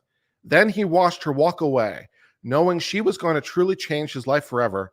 End of chapter 1. Oh my goodness, spirits can use cell phones? Apparently, should we proceed on to chapter 2? Chapter 2. James sadly walked to his car after watching Elena disappear down the hallway, but he couldn't deny their connection and his absolute attraction to her. She still seemed way out of his league, but he nervously sent her a text before driving to his hotel. A minute passed, then 2, without a response. He kicked himself for thinking he ever had a chance with her. Then his phone buzzed. Elena had texted back. His heart soared, and over the next few hours they texted back and forth dozens of times. He knew that she was staying at a home in Tokerville, and he desperately wanted to drive there and whisk her back to the hotel for a night of reconnection and romance. He twice got redressed during the night to go see her, but the spirit gently said, "Have patience. Everything will work out as it's supposed to." They finally stopped texting around 4 a.m., and when he closed his eyes to sleep, he was taken again to their previous life together. The intense passion of their lovemaking was a sight to behold. He knew it would be difficult, but he could be patient if it meant he could experience that type of love just once in his life. As he laid in the hotel bed, it was as if her spirit had joined him. They wrapped around each other and kissed each other gently, then intensely, and the emotions they shared were not of this world. James woke up in the hotel room feeling happier than he had in his entire life. It felt like he and Elena had fit together perfectly in every way. He rolled over to kiss her, but then reality struck. She was actually more than 20 miles away in Tokerville with her Arizona friends. He texted her and she quickly responded. He deeply regretted not going to be with her the night before. It was as if he already knew the taste of her lips, and his hands knew every curve of her body. He knows his dreams were somehow real, and that they were actually talking to each other in a higher dimension. He hungered for her in ways that they didn't think were possible. The voice was right. Elena was going to change his life forever. He packed his suitcase and began driving north on the freeway. As each mile passed, James could feel Elena's spirit beckoning to him to join her. As he approached the Tokerville exit, it took every ounce of willpower to keep driving the freeway. His attraction to her was beyond magnetic. He felt their souls were two halves of an eternal union. Tears filled his eyes as he passed the freeway exit. He desperately yearned to embrace her and then tell her he deeply loved her, as crazy as that sounded. But he knew he'd be seeing her 3 weeks later at a conference in Arizona. It seemed like an eternity away, but he sensed it would be a very significant weekend for them. He was already crazy about her, and his feelings of admiration and affection for her would only grow more intense and wonderful. During his long drive home, James was able to text back and forth with Elena, and it was clear to him that they were extremely compatible and shared the same interests. It felt like talking to a long-distance best friend. When he arrived home, he searched the internet for anything about her, but there was nothing. She was a fascinating mystery that he wanted to spend the rest of eternity with. At the end of his drive, she suggested they talk on the phone the next day. He was thrilled at the thought of hearing her voice again. He was falling more madly in love by the minute. When James heard her voice that Monday morning, the euphoria he felt Sunday came rushing back. They talked for 2 hours, but it seemed to be only minutes. He was obsessed with her, and he couldn't get enough. During the first conversation with Elena, James realized she already had a strong understanding of many of the truths he had been taught regarding how the universe really worked. The lounge fire and obsession with each other had no real explanation unless they truly had a spiritual connection before this life. He was able to clarify many of the promptings and impressions she had felt in recent years. She knew she had lived on Earth before, and James was able to clarify when. They had been married before on this Earth and other times on a previous Earth. Their love truly spanned the universe and eons of time. They knew the Lord had brought them together for a crucial mission that they could only accomplish as a united couple. During the next week, they spoke to each other every day for at least an hour, but often longer. They hungered to know everything about each other. This was a new experience for James to open up and share his true feelings of his heart, but he knew he could trust her completely.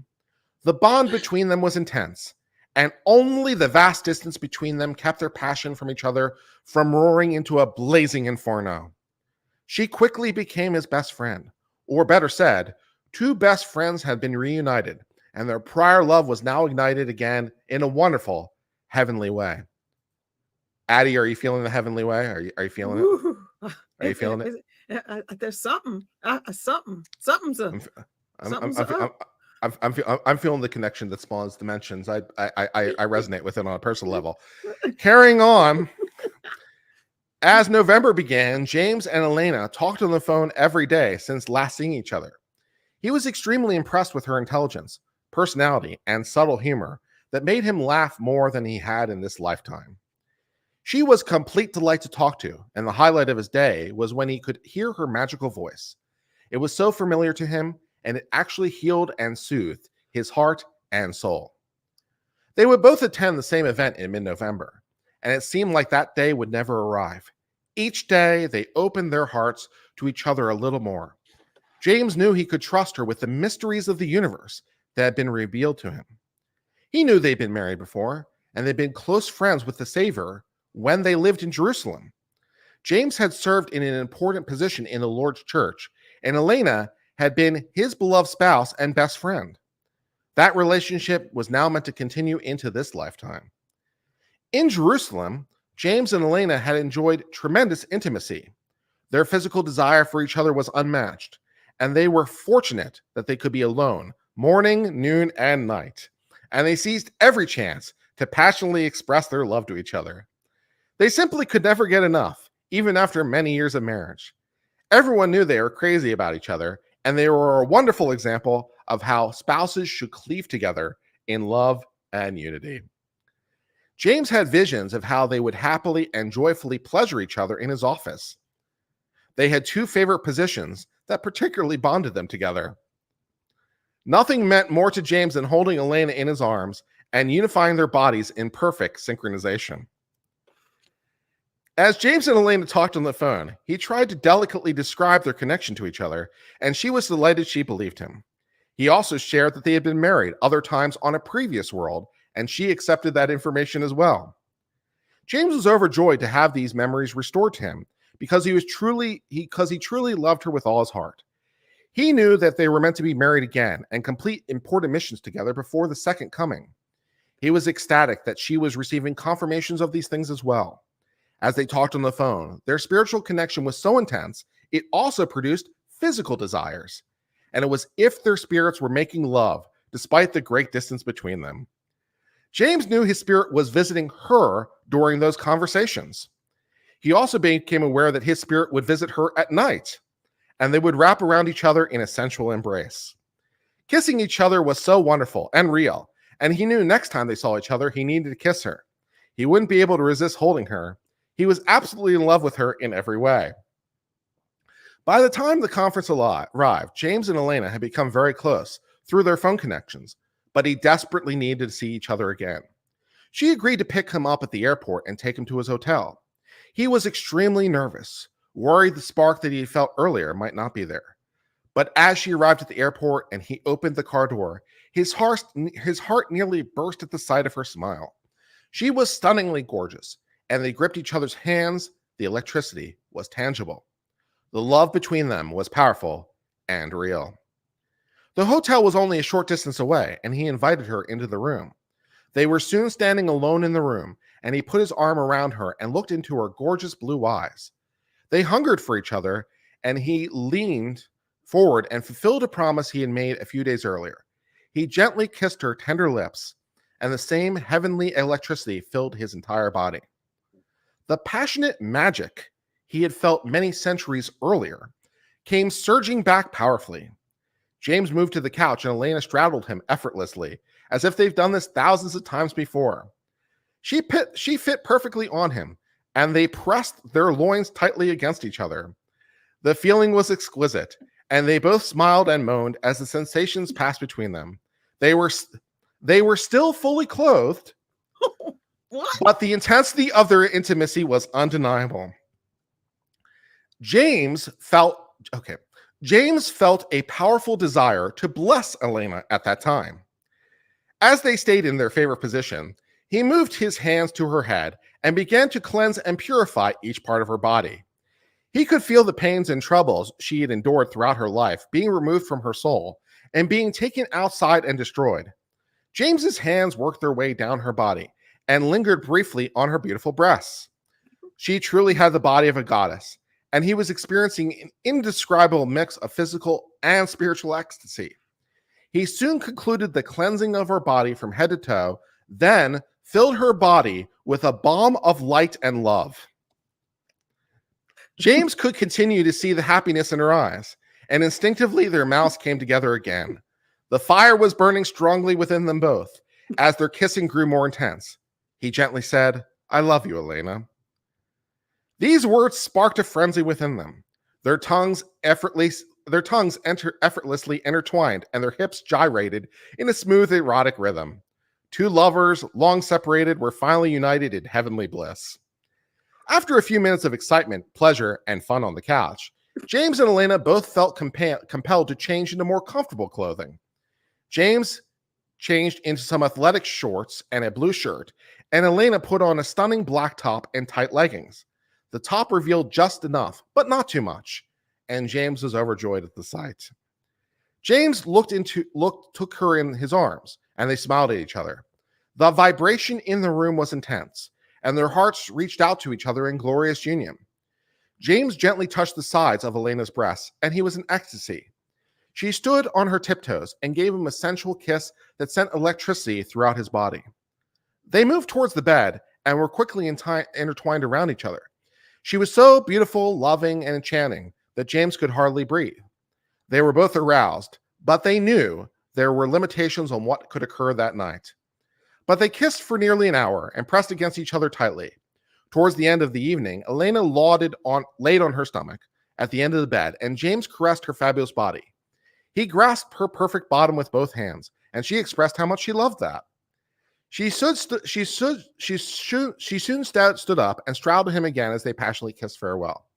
They knew they would see each other again in the morning, but the separation seemed too long. But they knew they longed to wait to find their eternal match had come to an end, and James was overjoyed beyond description.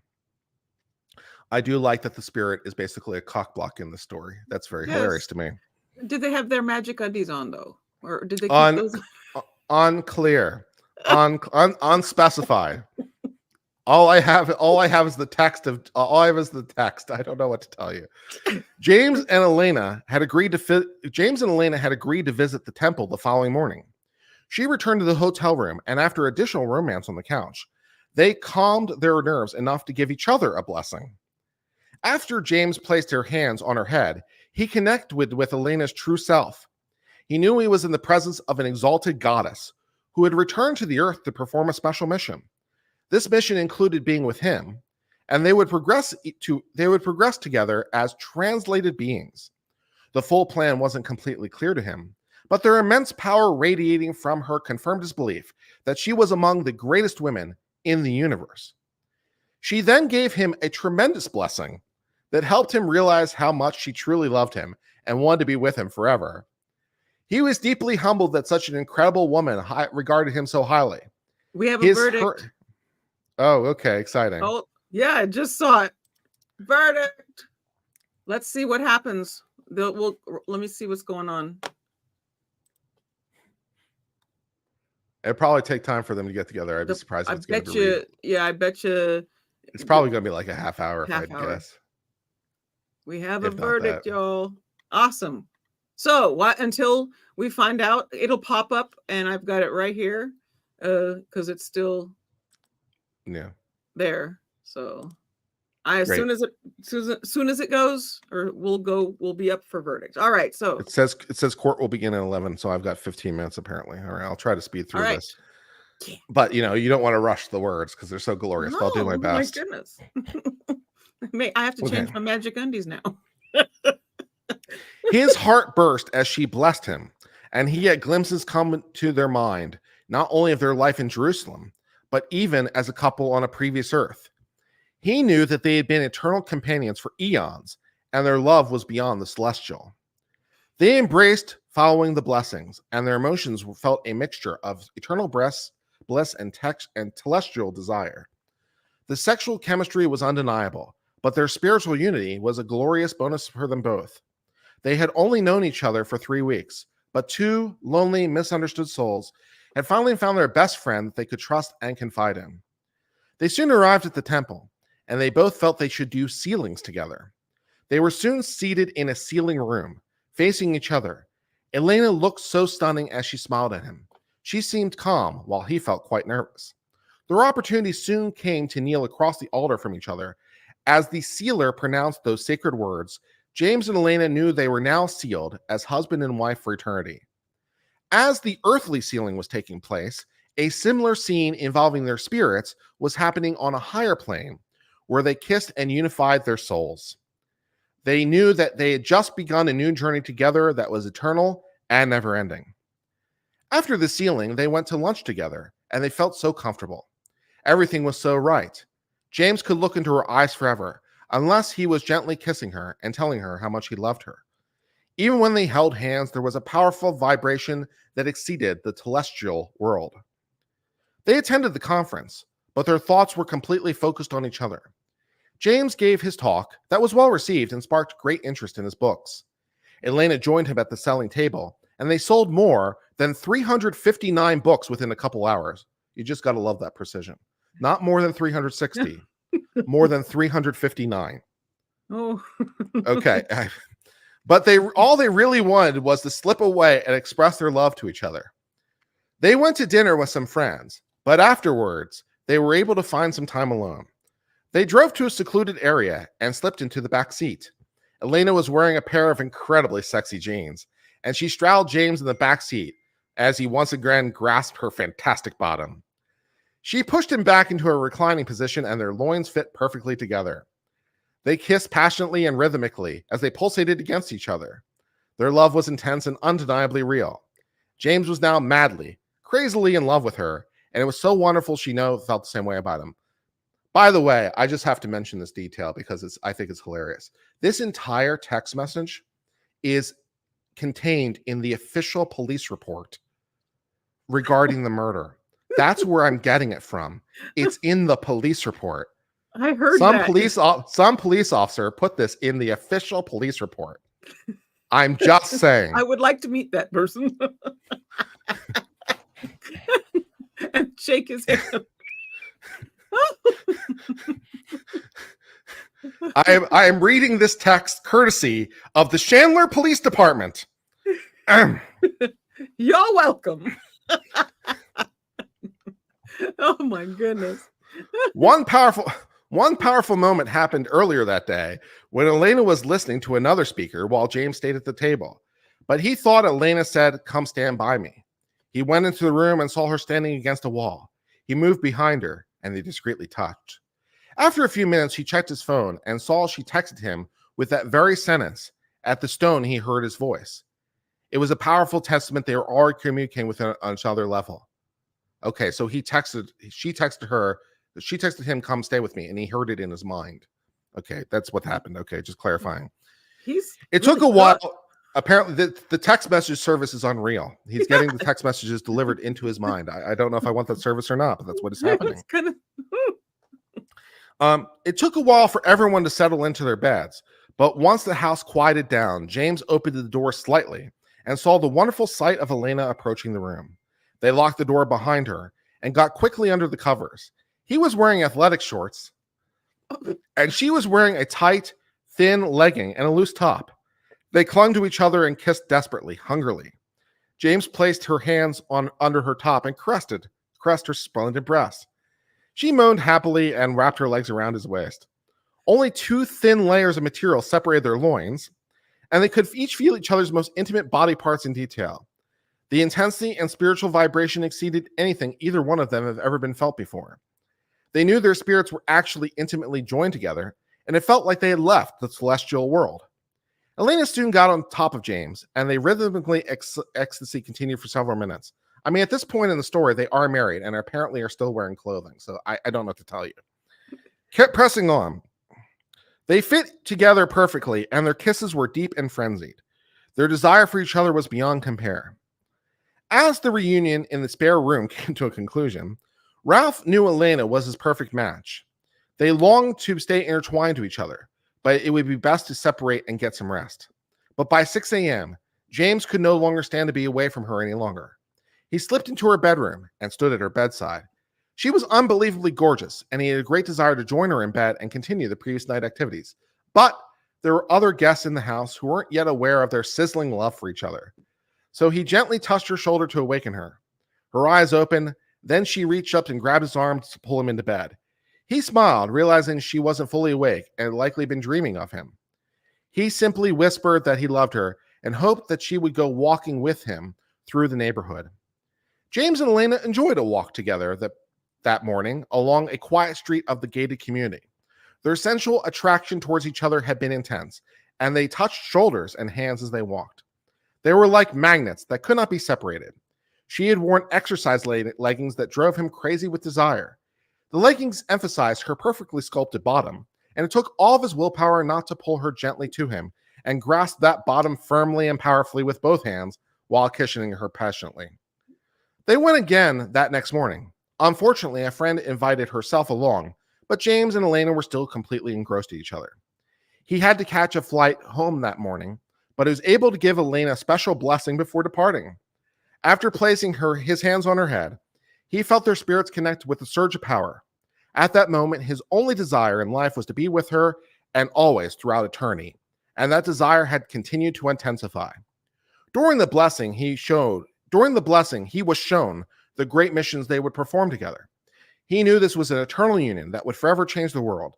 Tears filled his eyes to be in the presence of this holy goddess, and he was nearly overcome by the spirit as he sensed her true place in the universe as a majestic archangel. End of story. Woo, woo, woo. Oh, the vapors. Dear Lord. It was kind of like listening to a 12-year-old. I mean, the book itself, was that written by a 12-year-old? Oh, well, thank you very much for that. That was awesome. Did you enjoy it as I prophesized? Yeah. Okay, great. Oh yeah. Fantastic. The level is. Yeah. Thank you. That was fun. You guys like that? The chat was like, we're all green. All right. Well, so. And if you enjoy that, I'd like to remind you that he's a self-published author and has written many books that you could buy on Amazon. Yeah. Which I bought and then read on stream, which made it a business expense, which was hilarious. See, that's what I was thinking. Yes. Okay. You're right. That shook her up. I am the proud owner of his entire, New World series and some other series. And yeah, I think he's got like 20 bucks. I've read worse, to be honest. I've read worse. Oh, it's probably kind of I do like kind of seeing the mind of somebody who's in, who has the religious mind trying to write these kind of novellas with their fully clothed. That was so funny. Still, I was thinking, wait a second. They're doing these things, but yet they're clothed. Oh, then it hit me. Oh, I've heard about what the youth do in that they're The soaking. yeah. Yeah. Well, they didn't get that far. They didn't even get that far. Yes, we talked about that one time. I think that was before I started doing this thing. My mods and I were talking about soaking. Oh, but thank you very much for reading it. That was awesome. Thank you. I cannot believe that this happened today, and it's awesome. And I thank you for being here with me. So I got to see real quick what the last thing was that Linda put in. She's got the tweets put in. So the update is the last one that she put in is this one. We're hearing now that the court will start at 11:15. So it is that currently sounds more realistic. 9. Yeah. What is it? 10. What is it? Right? 10. Yeah, they're an hour behind. So 20 minutes. Okay. So we got 20 minutes. Okay. Keeping my mind. Otherwise, I forget to look. And then I'm like, oh, surprise. Oh, all right. Well, I need to take a break. I need to. I did it again. I also am going to have to come out and come back in because as soon as this happens, Yeah. ding camera. All right. So that's what we're gonna take a quick break because I have to fix the camera and myself. Thank you so much, Kurt. I'm gonna go and stick up the deliberating thing, or at least I should have I didn't make a. What do you think? What do you think the jury's going to do? I think my money's on life. My money's that they don't give them the death penalty. That's yes. I think that there's going to be one. Probably it only takes one holdout. It only takes because they have to be unanimous, and it's going to come down. That's what I'm thinking is on these. I've only seen a few DPs go through and it become a thing. Usually there's a whole thing. And if it ends up being if he gets the death penalty, he's going to be there a while because Idaho hasn't executed anyone in a long time, and they're not in a rush. So I mean, he'll be on death row for a long time. Yes, the last person was it Creech? Was that his name? Something like that. I don't know. They started. It's not Texas, so yeah. Oh yeah, that's where that I've been and watching trials from there and watched that procedure, and they go quick. No one sits around on death row for long in Texas. But yes, the last guy it didn't work. They had him in there, did the deed, and it didn't work, and then they had to stop. And so I forgot. I think Mal. Do you remember his name? She'll tell me in the chat. I think it was. Also, pro tip: if you're gonna don't shit where you eat. So if you're gonna murder people, maybe don't bury them in your own yard. Just pro tip. Yes. That's of all the places. That's like the least good. Yes, and or when they start digging, don't act like you already know they're there. Be surprised. Use the surprise face and not good. All right. I wonder if you knew. All right, I'll let you go for now, and we'll see how it turns out. All right, bye-bye. Take care. Thank you. Bye. All right, y'all. That was fun. Let's see. We got here. All right, so we're going to sit here, right here on this thing. We have 20 minutes. He said he did the math for me. Thank you. Time. That was fun. That was awesome. Wow. Okay, so we're going to take a 20-minute break. Trying to think, I know. I'll put this up for you guys. We'll do this while you guys can do this while if I can remember how to do it. Oh no, I don't want to. I'll just put up the thing. I'll be right back. I need to take a quick break. Where is it? So put this up and I will be right back. See you in a minute.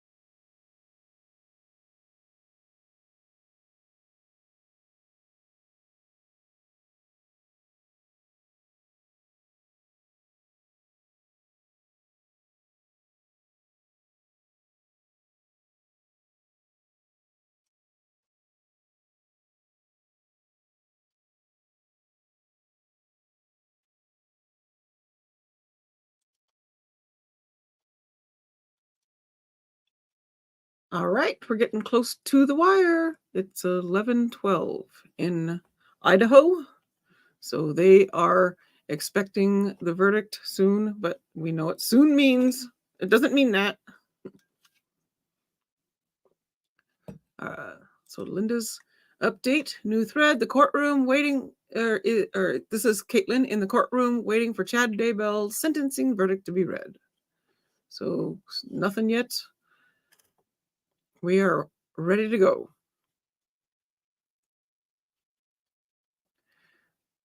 So was that fun, y'all? Did you enjoy that? Thank you so much. Uncivil Law came up on my channel and read to us. That was awesome. That was so much fun. It was kind of icky in spots. Not Kurt. Chad. Ooh, it was a lot.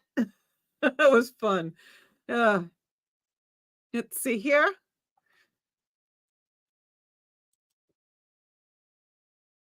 Dana's, I hope press conference after I have Idaho news up. Yes. Well, you guys will go over there to the any press conferences that Nate does, because I don't like to take his views from him. So you guys can watch it over on his channel. Linda says, Chad Daybell has entered the courtroom. He is wearing a blue shirt, blue tie. Attorneys are at their tables. So no red M tie.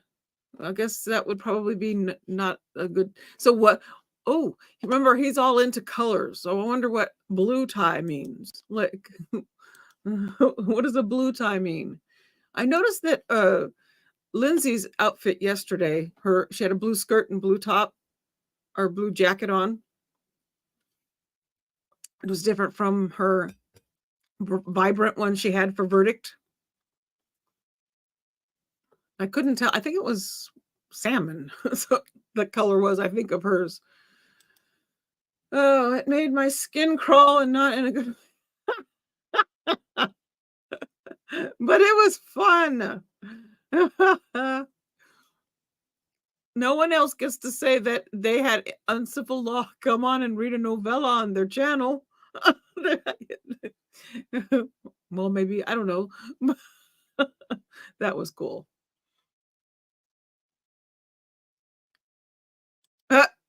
Brian, Chad is going dark. That's it right there. So does he assign his own number, though?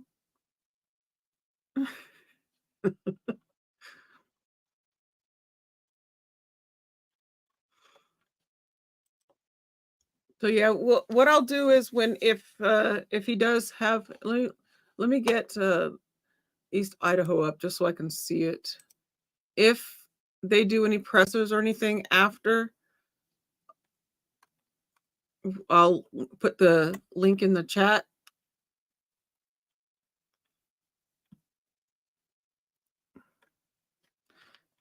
Takes me a minute. There it is.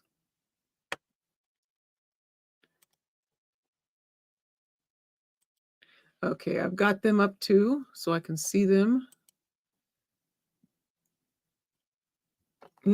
See, he's trying to find the portal with his blue tie.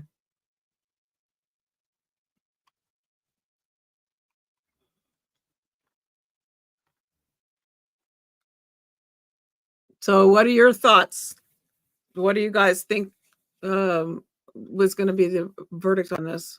Are you with what Kurt and I think? Or do you think he's going to get it?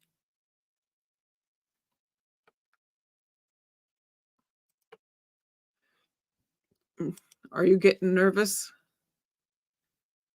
Oh, I remember always, verdict days are always extreme, running around, trying to make sure everything's on. This is much more laid back.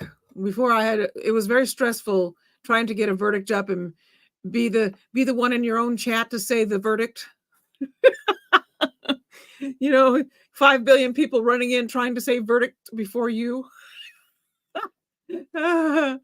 Oh, so on my channel, I that's why our moderators are constantly monitoring Twitter and all the things so that I can say it's a verdict on my own channel. Oh, but it's verdict time is always my favorite time. So that's probably I know it sounds bad to say favorite time of a trial, of a murder trial, but verdicts, man. Ugh. Sentencings, but just the verdict itself. Waiting, the anticipation. Like a good Heinz ketchup.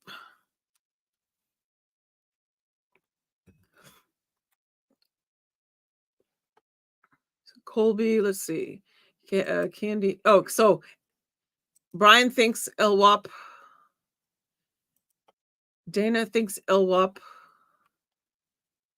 Luna thinks LWAP. Yeah. I actually probably will be shocked if it's, I really will. I just have a feeling it's going to, and I think he knows that. And I think that's why he did the whole, I'm not going to put on a case for the no mitigating case or whatever it was they called it, because he's just, leaning on them to not go with the death penalty. And if he does that, he doesn't put anything out there. I think it was I don't know if I like that move. Would like to know what a lawyer thinks about not giving anything in this phase, or not saying anything, not a word on to defend yourself, or even to point to any mitigators out there from the prosecution side of the, just we'll see if it if it works. We'll know. So Candy says, I'm hoping for DP, but just glad he will never be able to hurt anyone ever again. Yes. But I'm sure he'll do a lot of portaling over to Lori horror. Colby Ryan, Tammy's family, and Larry and Kay Woodcock are all in the courtroom. Chad Daybell's children are not here. Oh, Kobe, he really got to me yesterday. Oh, yes. His testimony, or his victim impact. Oh, yeah. I'm not going to go back and look at myself during that, because I was like trying to hide behind the pictures. I kept trying to do this, but I kept going the wrong way. Kept going, oh wait, trying to hide my face every time because it was getting to me. But at least I had the pictures to keep me occupied. His children are just horrible. I would think I'd be there for my dad if it was him. Still their dad, unfortunately. I'm not going to say that the kids are horrible. I wouldn't be surprised if he told them not to be in court. I bet you he had a conversation with them. And all of this with him not putting up a case, that way they didn't have to be there in court. He's protecting them from this part of the trial. Just my thinking. I think that, I guarantee you, betcha, in my opinion, that Emma especially would have been there if she could, if dad would allow her. I just don't think, I think it's him. I think he's the one who told her, no, don't come. You guys don't come. No matter what he gets, he will leave. Session with Stephen W. Boyce, judge presiding. Thank you. Please be seated. Here we go. Oh my gosh.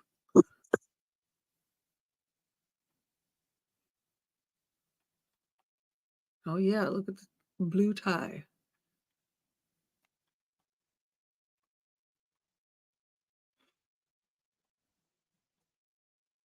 All right. Good morning, everyone. We're on the record on case CR 2221-1623, State of Idaho versus Chad Guy Daybell. This is the special sentencing proceeding that has been conducted last couple of days, the jury's been deliberating. The court is advised that the jury has reached a verdict on the special sentencing proceeding and the special verdict form. I'll note the state's present with the 4 prosecutors who've tried the case, Mr. Pryor and his client, Mr. Daybell, present as well. I'll also note there's a courtroom conduct order in effect. I'd appreciate everyone complying with that, as you all have throughout this trial. I will note on the record before we get to the verdict that we did have a jury question yesterday that the court answered, and I've provided the question and copies of the answer to counsel. In addition, a second question came in today. I did go on the record with that question and answer with counsel and the defendant present, returned that response to the jurors. They've now reached a verdict in the case, so the court is going to have the jurors brought in and have the verdict delivered for reading.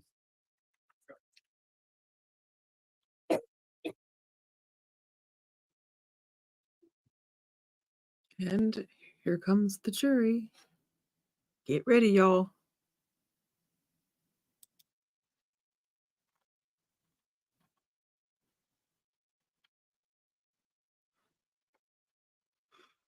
Oh, it's like, well, let's look at the different sides.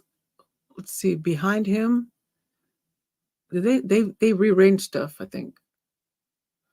Did they? No. Oh, that's right. I was looking at who's behind him. It's the court, or is it media? I don't remember. It's court, right? The court people are behind him.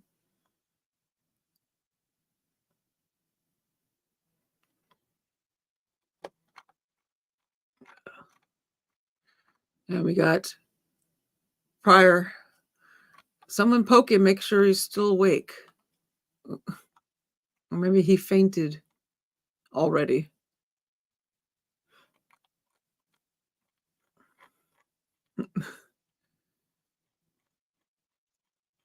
I cannot believe that this is it.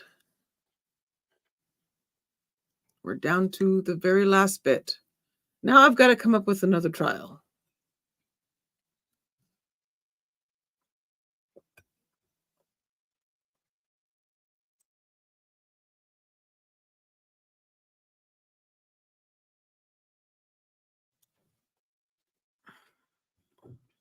All right, please.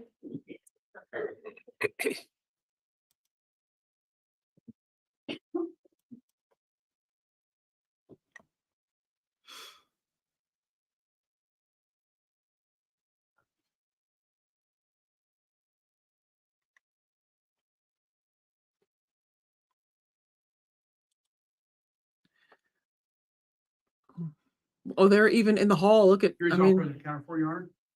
Thank you. Please be seated. extra seating. Who is that in front? Is that Colby? Ladies and gentlemen of the jury, the court understands you've reached a verdict on the special verdict form. Is that correct? All right, Mr. Bailiff, if you would please return the special verdict form to the court, I'll review that.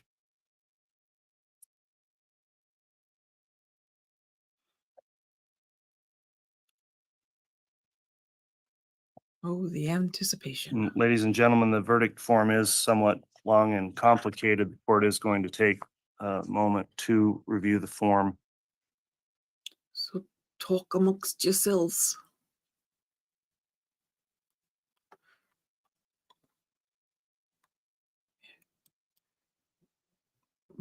Blue tie conveys trust, stability, and confidence. It's good for client-facing or public speaking. Blue is a calming color that can help avoid unnecessary conflicts. Thank you.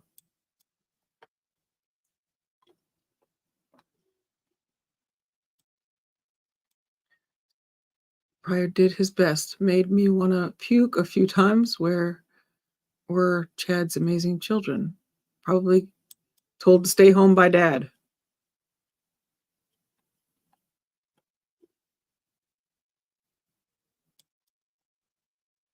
If he's sentenced to death, it will probably take the remainder of his natural life to get around to it. Yes. Yes. Idaho is not quick when it comes to DP.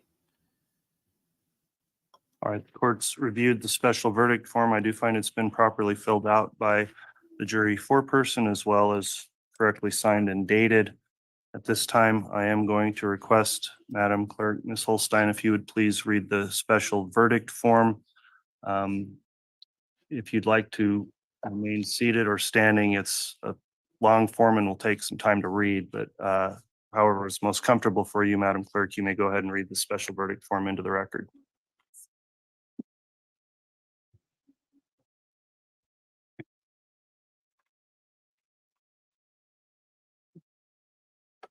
In the District Court of the 7th Judicial District of the State of Idaho, in and for the County of Fremont, State of Idaho Plaintiff versus Chad Guy Daybell Defendant, case number CR 22211623, Special Verdict. Part 1. We, the jury, render the following verdict on the alleged statutory aggravating circumstances. 1. Has the jury unanimously found that the state has proven beyond a reasonable doubt the existence of the following aggravating circumstance?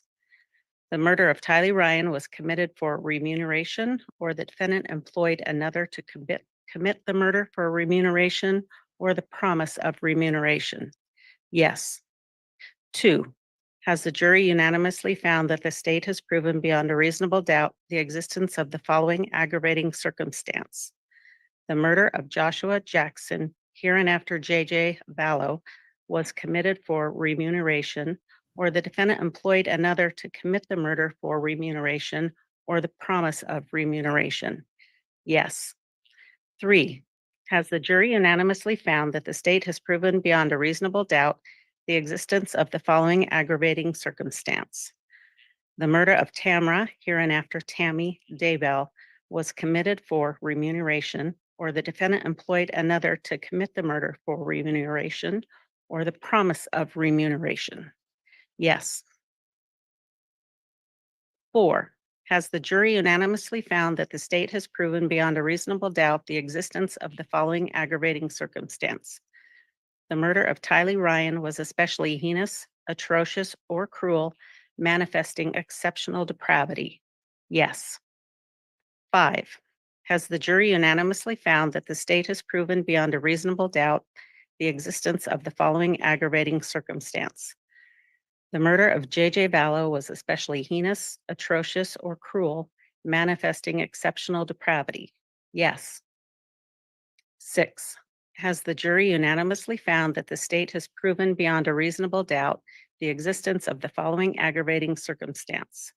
The murder of Tammy Daybell was especially heinous, atrocious, or cruel, manifesting exceptional depravity? Yes. 7. Has the jury unanimously found that the state has proven beyond a reasonable doubt the existence of the following aggravating circumstance? By the murders or circumstances surrounding their commission, the defendant exhibited utter disregard for human life? Yes. 8. Has the jury unanimously found that the state has proven beyond a reasonable doubt the existence of the following aggravating circumstance? The defendant, by his conduct, whether such conduct was before, during, or after the commission of the murders at hand, has exhibited a propensity to commit murder which will probably constitute a continuing threat to society? Yes. If you answered no to each of the above questions, you do not need to answer any other questions. Simply have the presiding juror sign this verdict form and notify the bailiff that you are done. If you answered yes to any of the above questions, then please answer the questions in part 2.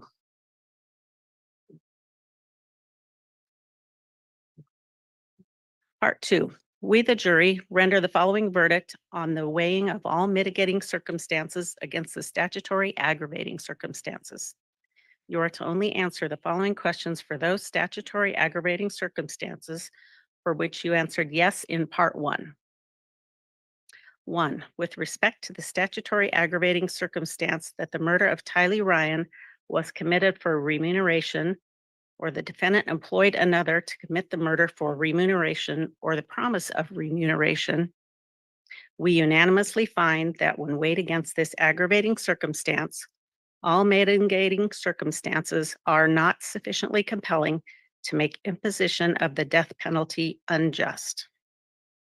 2, with respect to the statutory aggravating circumstance that the murder of Joshua Jackson, hereinafter J.J. Vallow, was committed for remuneration, or the defendant employed another to commit the murder for remuneration or the promise of remuneration, we unanimously find that when weighed against this aggravating circumstance, all mitigating circumstances are not sufficiently compelling to make imposition of the death penalty unjust.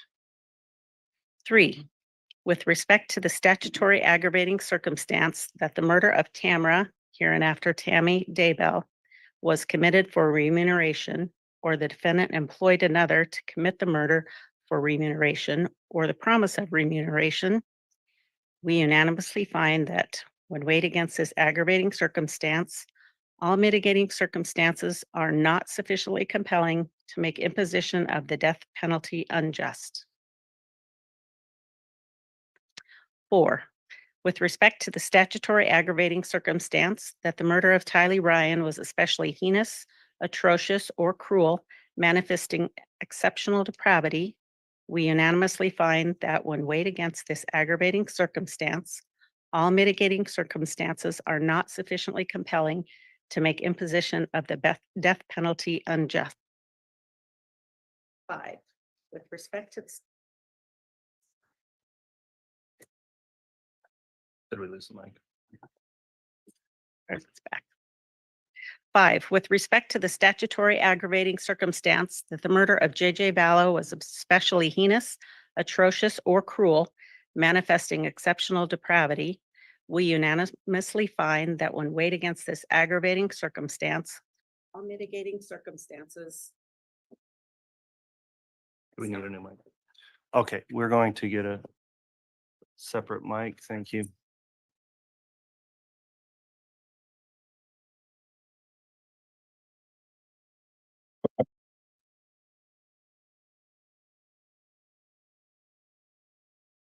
I'll read 5 over.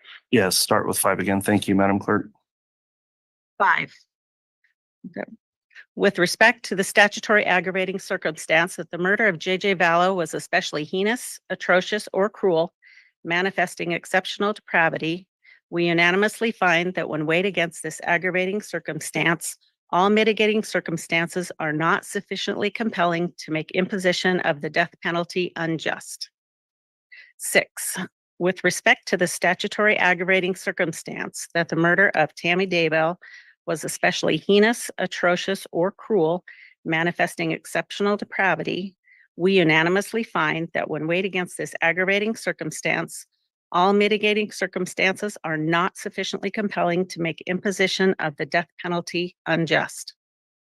7, with respect to the statutory aggravating circumstance that by the murders or circumstances surrounding their commission, the defendant exhibited utter disregard for human life, we unanimously find that when weighed against this aggravating circumstance, all mitigating circumstances are not sufficiently compelling to make imposition of the death penalty unjust.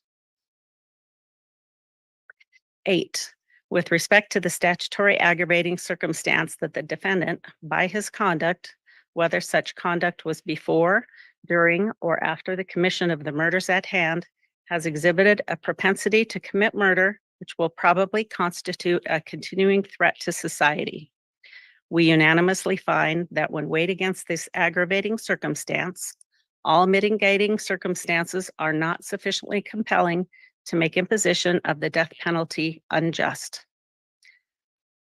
Once you have completed part 2, please have the presiding juror sign this verdict form and notify the bail if you are done. Dated this first day of June 2024 and signed by the presiding juror. All right, thank you very much, Madam Clerk, for reading through the verdict form. Ladies and gentlemen, the court will note that given the complexity of this special verdict form, just I think in fairness to all those in attendance, including in particular victims and the parties, the layman's explanation of this verdict is that the jury has made a finding that it would be appropriate to impose the death penalty as it relates to counts 1 through 6 in the amended indictment. And so pursuant to Idaho Code 192515, the court is directed that the defendant would be sentenced to death on those counts. The court will take up a concluding sentencing proceeding. I also have additional counts of insurance fraud. I've discussed with counsel moving forward in a consolidated hearing. The court's proposing that we do that this morning, waiving the right to a pre-sentence investigation report under Criminal Rule 32A. Before I get there, just let me ask at this time of the jurors, is this your true and correct verdict that's been rendered in this case? Very well. Does the state wish to have the jury pulled on the special verdict form? No, Your Honor. Thank you. Does the defense wish to have the jury pulled on this special verdict form? No, thank you, Your Honor. Very well. As I mentioned, then that's the result of the verdict form. The court would then proceed with additional sentencing on those 2 counts, as well as the counts 1 through 6 determined now by the jury. Mr. Pryor, is the defense willing to move forward with a consolidated hearing on those counts this morning without a pre-sentence investigation report? As previously indicated, Judge, yes, we are. Okay, is the state going to be ready to proceed with a sentencing on those issues as well? Yes, Your Honor. Thank you. Okay, thank you. Counsel, I do want to take a brief recess just to briefly prepare for that, given the verdict, and I will come back on the bench. It really won't take long. I would suggest that a 30-minute recess will come back on the record. The court will conclude with that sentencing hearing. So if everybody could be back here by 10 after, we'll have the jury return one last time to the jury room to wait for that final sentencing hearing. We'll conduct that in the presence of the jurors also, and then I'll have concluding instructions for the jurors. So we will be in recess for 30 minutes. We'll come back for that final stage of the proceeding. Thank you. All right.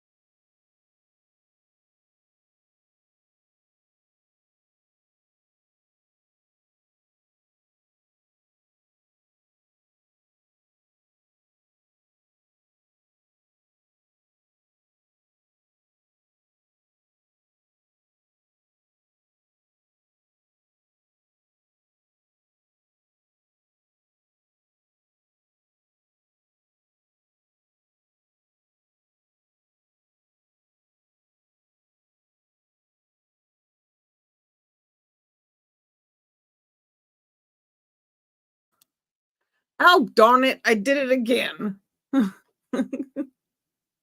Sorry, I was reading all that. Y'all read it. I'm not going to read it again. Dang it.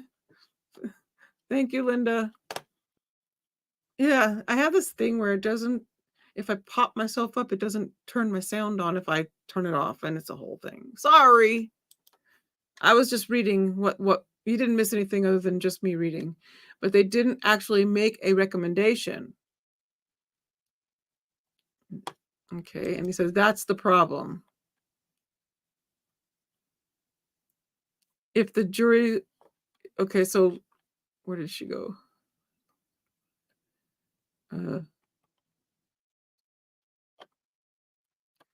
Yes, I was muted. It isn't the first time. I always look, I look down and then, yeah, I mute myself during the stuff so that if my dogs bark, if my husband sneezes or whatever, it doesn't come across the thing. Then I forget to turn it back on. So there's that. Hi, Libby. Good to see you. Yep, I am mute. I unmute. Mute, mute, mute. Thank you. Sorry. It was just, you didn't miss anything. So, okay, so Jane says, I've never seen DP trial before from here from the UK.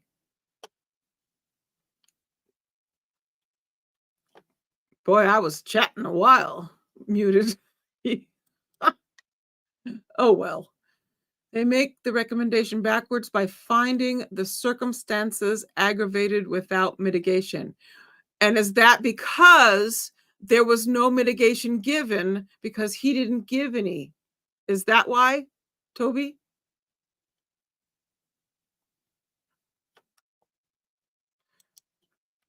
Only thing with DP, it's going to be years of appeals before it ever happens. Yes.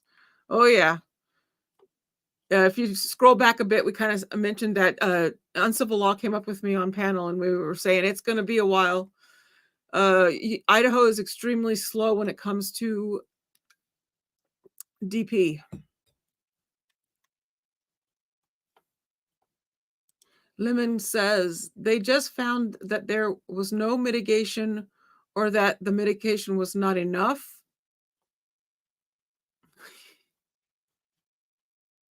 And put what Linda, the court is taking a 30-minute. Yeah. So when we got to remember the 30-minute break, which is never 30 minutes.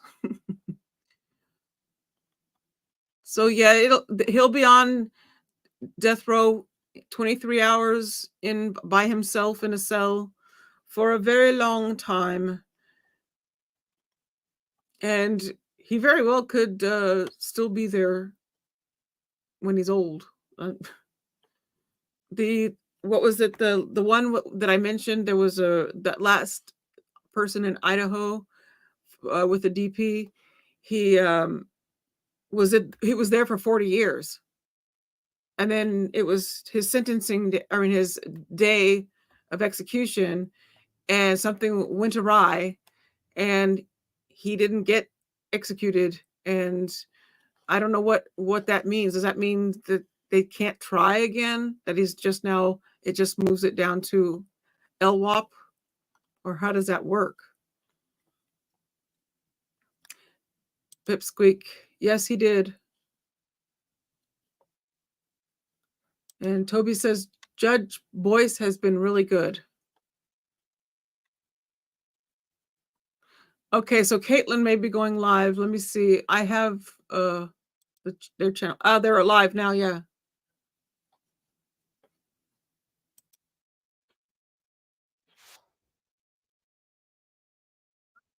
You guys, here, I'll give you the link if you want to listen in to it, but I'm not going to put their stream up.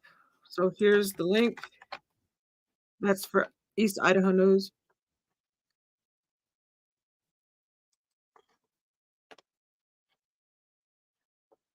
So Chad will not speak. I wonder what his inmate number is. Call him by his inmate number from now on.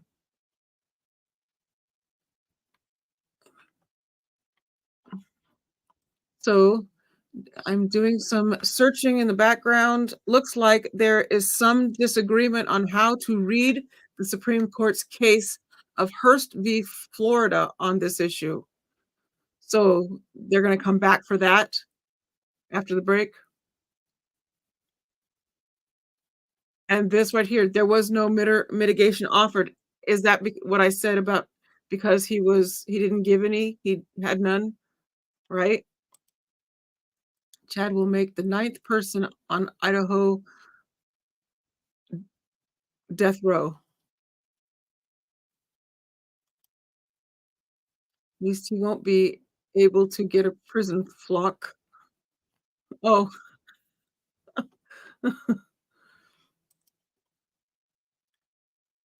As to whether the jury has to not only find every required fact, but also make the ultimate recommendation. And Stephanie says, Idaho average on death row. You can say death row. It's okay. It doesn't hurt. It's been good so far. It doesn't hurt my monetization. Idaho average on death row is 20 years. So Nate is now on the phone with from CrimeCon with who is it?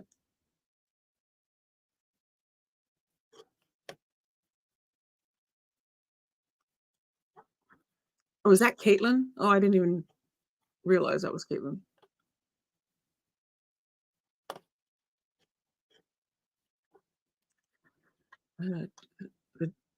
The judge gave them 3 choices, each with a specified outcome. They chose the outcome that leads to the death penalty, not the other 2 options.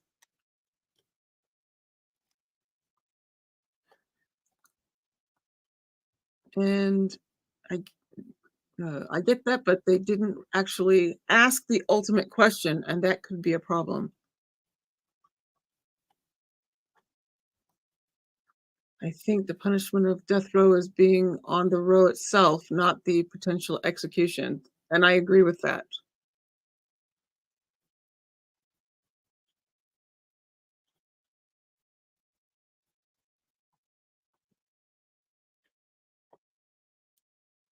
Looking semantics, not intent.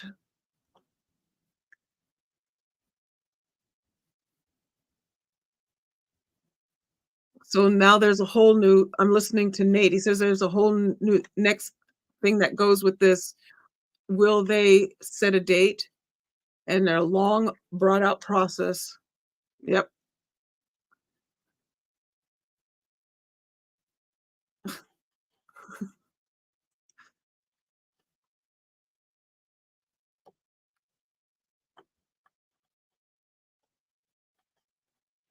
And Jane says, so Chad is definitely getting DP now. Well,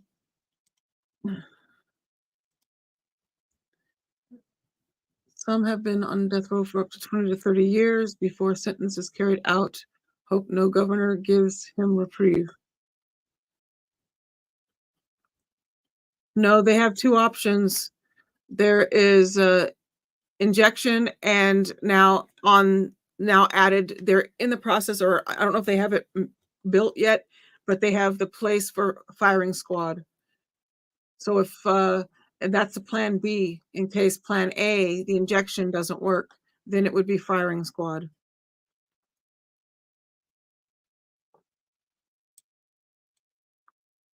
I will try to pop in then and have take care, Jenny. I understood that he was going to sentence after the break. Yes, that's the next thing that happens next. They're gonna just decide if there's a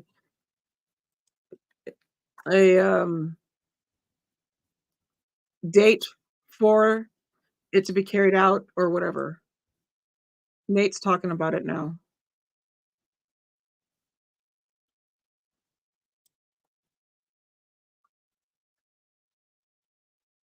Nate says he's not sure if John Pryor is going to speak, but Chad has chosen not to speak.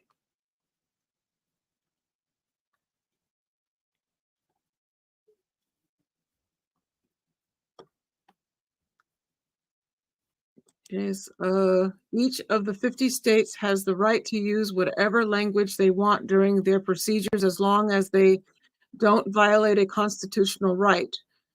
What right are you saying is being violated? Why does it take so long for DP to be carried out? Because there are so many procedures that have to take place by law, and there's appeals and all the stuff. There's a whole slew of stuff that has to take place. Oh, I want to put this up. 1 second. Oh, I may have taken it down.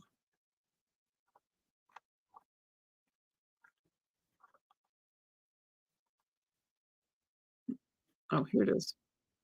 So this was just asked by Nate was reading somebody's response,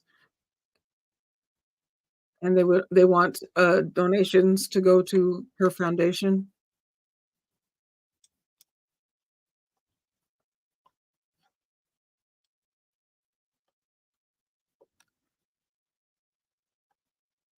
I'm looking up.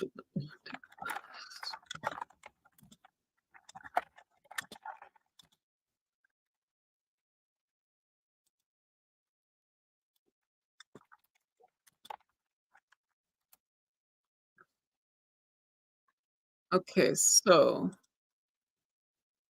this this is what the is. So basically, it's why it takes so long for the death penalty to be uh, carried out is the lengthy appeals process in Idaho is a major reason why uh, the the Idaho Supreme Court automatically reviews every death penalty sentence, and the sentence is suspended during the review and any pending appeals. In February 2024, Thomas Creech, this is the one I was talking about. I thought his name was Creech. Creech's execution was halted after the execution team was unable to establish an intravenous line after an hour of trying. This is an example of how long appeals can take to ensure that no innocent person is executed. Idaho currently has 8 people on death row. The last execution in the state was 2012 when Richard Leavitt was put to death by lethal injection. In 2023, lawmakers passed a law that allowing execution by firing squad if lethal injection is unavailable. However, prison officials have not yet created a standard operating procedure or built a facility for firing squad executions. Now, that I did hear from Nate that they are in the process of building that. So that is still in the works. So, one second.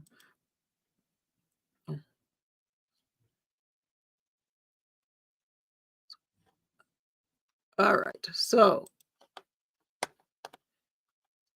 back to the comments. I guess they end. Yeah, they're back on. I mean, they went back. Their thing on Idaho News ended. They're back in standby mode. So are we. All right.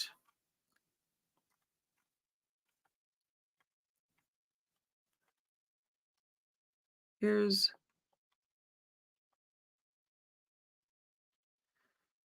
Tina Powers. I know we can't bring the victims back, but they have justice. They can't hurt anyone anymore. Behind bars is where they need to be. Yes, either way. But arguably Fifth and or Sixth Amendment. Toby says, I've been watching British crime shows and I envy the idea of true national policing agency. Uncivil Law says, if it has to be a jury question, then the failure would be the Sixth Amendment violation.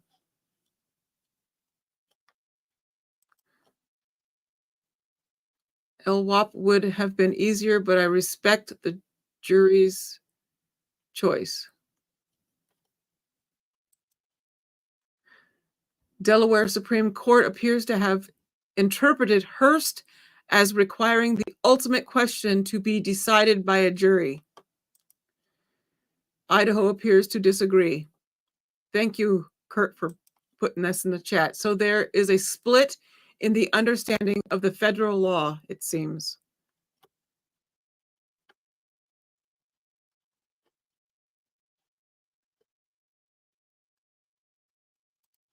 Toby says, no, neither one. Chad was indicted by a grand jury years ago. He waived a speedy trial. He hasn't forced He wasn't forced to take the stand. Idaho is its own frontier, like Florida, but this judge plays by the book.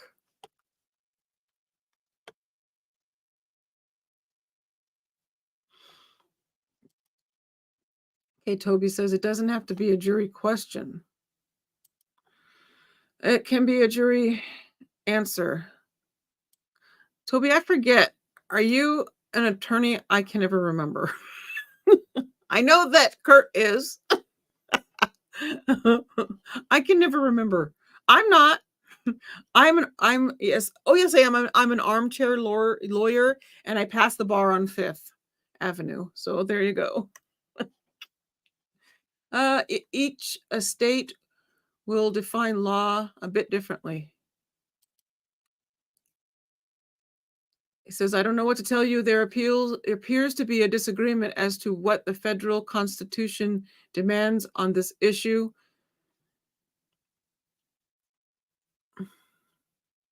Okay. Anywho.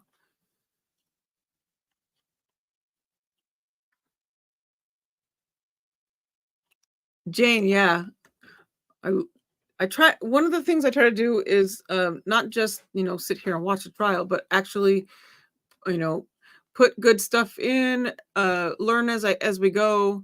I always think it's important, like if we don't understand something that's being said, I like the explanation or find out, the why behind it.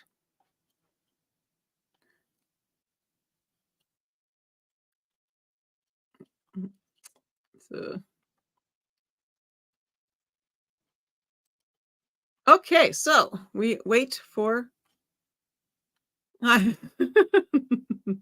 Brian's just the guy from Iowa. I'm just come from Canada. Oh, okay.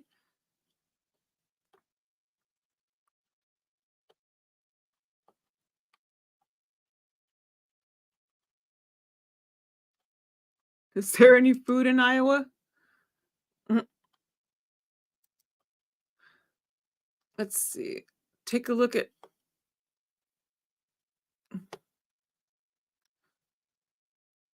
Let's see if she's put anything in. What's the last thing she said? And by she, I mean Caitlin. The girl in the courtroom. So court is taking a 30-minute recess before Chad will be sentenced on the remaining charges. The victims and families are in tears. Yikes. So so we're 19 minutes into a 30-minute-ish break. So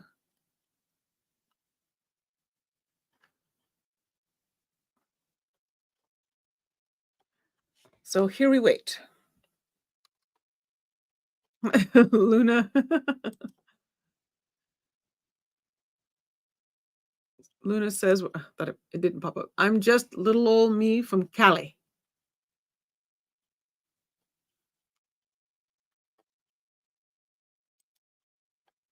Toby says, I'm in Oregon being stared at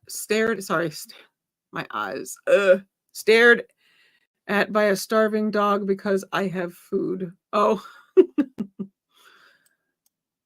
Oh yes. My Labradoodle. If you know anything about Labradoodles, they can give you the saddest little faces. I actually saw him direct my husband to give him what he had in his hand by doing this look back and forth between my husband's face and my husband's hand. And like, yeah, that thing, you gonna give that to me? He did that. I'm like, Ollie, you just, and then he kind of did this thing with his eyes. Like, hey, and I'm like, oh, oh my goodness, doodles are unbelievable. They're a lot, but they're sweet and I love them, but it is too cute.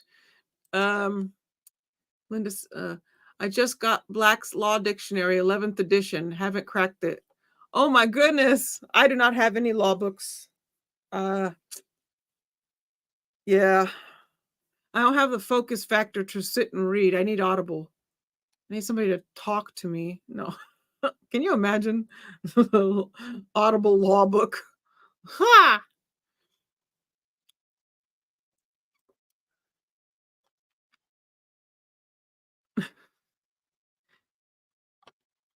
That would be kind of neat to have one, though. I do actually. What do I? No, I take that back. I have it on my phone. I have a law book on my phone as an app, which I don't use. I should use. I Google everything while we're in trial so I can get an understanding of what's being said. Oh wait, oops, there it is. I'm just a poor boy. I need no sympathy. Easy come, easy go. That's the song that I want played at my non-funeral that I'm not having. I told my husband, I'm just cremate me and flush me. I'm good. Could be a good bedtime read. Like loin fire? Oh, that was gold.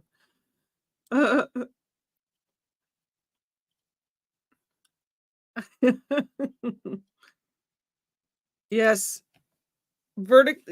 I always tell everybody verdicts, and when this trial with heavy stuff, I tend to get more giggly with stress of stuff like this. So I end up cracking more jokes, saying more stuff, but it's never meant but it to be in no way do we forget the victims in any of the trials that we could follow and cover and stuff.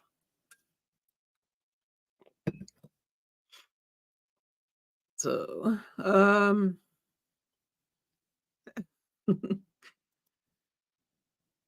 so let me see.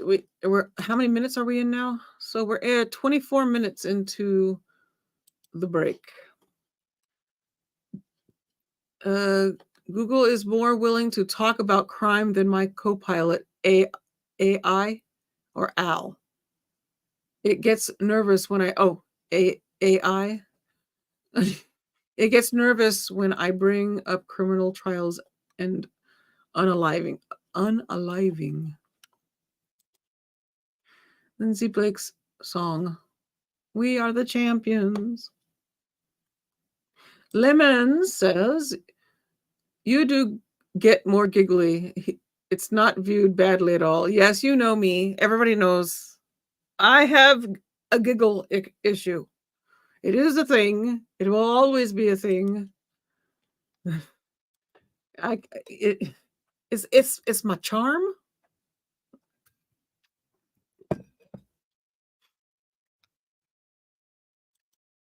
Oh, let's see. Anything? What's the latest?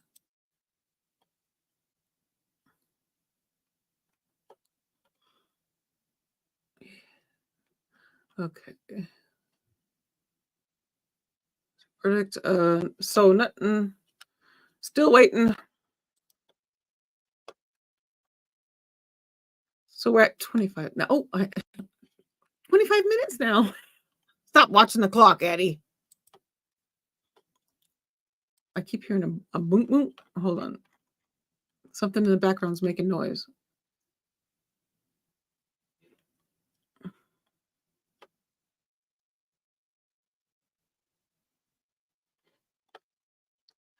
Oh, all right.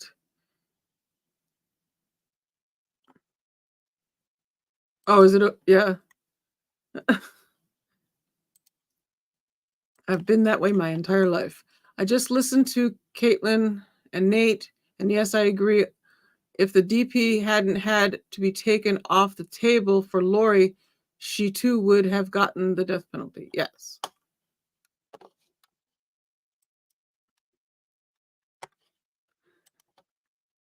Candy asks, Addi, do you have anything set for next week, like catch up on motion hearing? I don't know yet. Later on, after I have to go take care of some stuff after this is all done. and I'll have to look into seeing what's next. I have no idea. Hearings for trials are coming up. I don't know. Like I say, y'all can. I'm gonna do a deep dive and see what other things are out there, what's going on, and what's up next on for any hearings that we can really keep an eye on. I know that we will always be covering the Koberger hearings, and because we're gonna definitely be following or covering that trial. I will be, because Nate is going to be back in the court for that one. I saw Queen in 1986 at Slane Castle. I almost said Met. Is that Meath, Ireland? Fantastic performance. Oh, Queen. I'm not the Queen. Oh yeah. We just went to was something called Queen Nation. It's a, what do you call them, a cover band? They were really good. Very good. Excellent job. Had a blast. Is anybody else amused by how Chad's amazing kids don't come to court? There's some confused people. I still think he told them not to come. I keep saying it. Every time you say that, I keep saying that. I don't think it's a reflection on them. I think he did that on purpose. Just like he had no mitigating case and he's basically being silent. And that thing Dana said about him thinking he's on same par as the Lord, that he probably did all this to be like that. And I actually kind of agreed with that when I read it, because it didn't dawn on me that that's where his brain would be, in his exaltated state, that he's exaltated himself. Is that a word? No. But will you put anything coming up on your community page, because sometimes notifications don't happen? Yeah, I needed today. I didn't tweet. I didn't put anything up today. It was just I started the stream and that was it on a Saturday. I had one eye open going, I can barely see the button to push. I'm jealous. I admire Brian made tremendously much. Okay. Probably yes.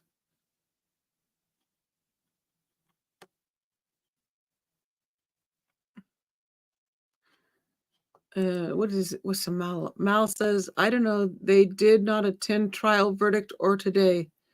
Too distraught to handle or something.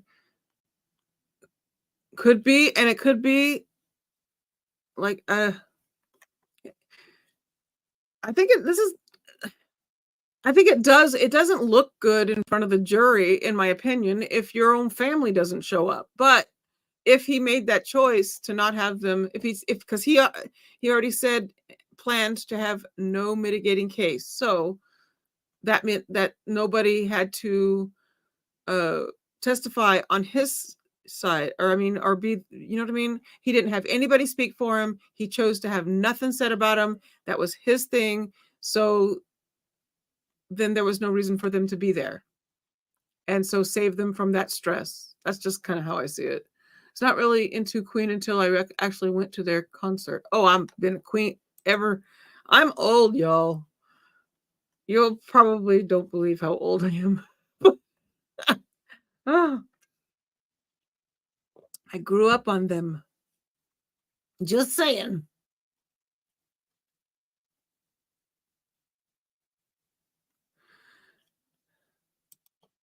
So I think he told them not to come because he had to bear this cross alone. Yes. So that's why I don't say bad things about the kids and they're not showing up, because I have a feeling his brain that's all about that, what you said, is probably why. So, it's hard. Yes, it's easy to look at people and go, how can you believe this stuff? unless you've lived it or know what it's like to have somebody that you trust and believe in and this kind of stuff, you can't understand what it's like to be in a situation if you haven't. And that means I'm just going to say it, if you've never been affected by a cult, you can't understand how somebody can believe the stuff they hear and accept it and run with it and believe it. And even questioning, even if you question what you're, rolling your eyes like Tammy rolled her eyes at some of his visions, you do that, you fear getting in trouble by the person who's telling you. I call it the guru, your guru. They might get mad at you. You see?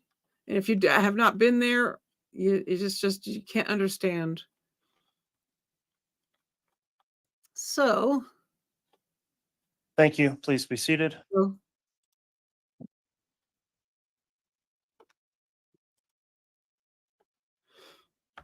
All right, we're back on the record on CR 22-21-1623, State of Idaho versus Chad Guy Daybell, concluding the special sentencing hearing that's being conducted where the court intends to sentence the defendant on the counts in the amended indictment, including the insurance fraud counts. Is the state ready to proceed? Yes, Your Honor. Is the defense ready to proceed? Yes, Your Honor. Thank you.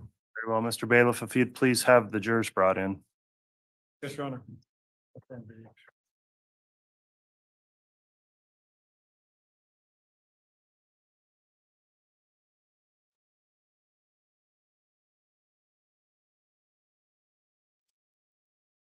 Hi, alien.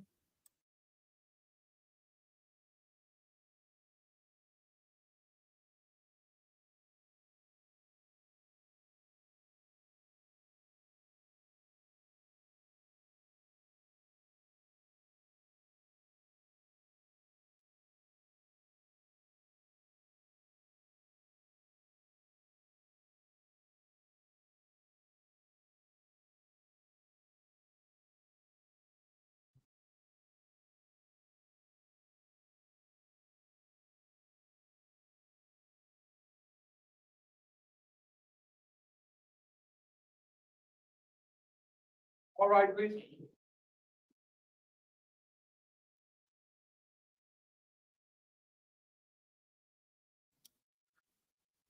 Sorry, I was talking to my husband. So no one saw me. No, I wasn't talking to you guys.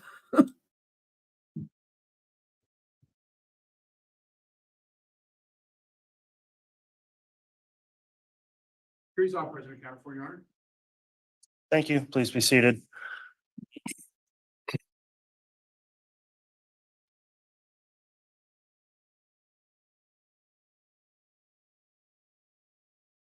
Okay, we are back on the record on CR 22-21-1623, continuing the special sentencing proceeding. The jury has returned its special verdict. The court would note that pursuant to Idaho Code 18-4004, which is the punishment for murder statute in Idaho, that crime in murder of the first degree can be punished by death. And under Idaho Code 19-2515 subsection 7A, that states that if the jury finds that a statutory aggravating circumstance exists and no mitigating circumstances exist, which would make the imposition of the death penalty unjust, the defendant will be sentenced to death by the court. The court's reviewed the findings of the jurors in the special verdict form. They've taken their time through these deliberations to return that verdict. And so the court will proceed with sentencing first on counts 1 through 6. And again, this is an unusual hearing because the sentencing hearing's already been taking place. We've heard from the victims through impact statements and arguments from counsel. That's already taken place. In addition, a pre-sentence investigation report is not to be ordered in these hearings, so the court does not reference that. The court then orders as follows, and this will be contained in the court's judgment at the conclusion of the case. As to count 1, the conspiracy to commit first-degree murder and grand theft by deception for the murder of Tylee Ryan. Upon the jury's finding of guilty and return of the special verdict form, the jury finding beyond a reasonable doubt and having returned the special verdict that the aggravating circumstances when weighed against the mitigating circumstances do not make the imposition of the death penalty unjust. The court therefore, on count one, the defendant is sentenced to death. On count two, the first degree murder of Tylee Ryan, the jury finding beyond a reasonable doubt and having returned the special verdict that the aggravating circumstances when weighed against the mitigating circumstances do not make the imposition of the death penalty unjust. The court therefore, on count two, sentences the defendant to death. On count three, the conspiracy to commit first degree murder and grand theft by deception for the murder of J.J. Vallow, the jury finding beyond a reasonable doubt and having returned the special verdict that the aggravating circumstances when weighed against the mitigating circumstances do not make the imposition of the death penalty unjust. The court therefore, on count three, sentences the defendant to death. On count four, first degree murder of J.J. Vallow, the jury finding beyond a reasonable doubt and having returned the special verdict that the aggravating circumstances when weighed against the mitigating circumstances do not make the imposition of the death penalty unjust. The court therefore, on count four, sentences the defendant to death. On count five, conspiracy to commit first degree murder of Tammy Daybell, the jury having found beyond a reasonable doubt and having returned the special verdict that the aggravating circumstances when weighed against the mitigating circumstances do not make the imposition of the death penalty unjust. The court therefore, on count five, sentences the defendant to death.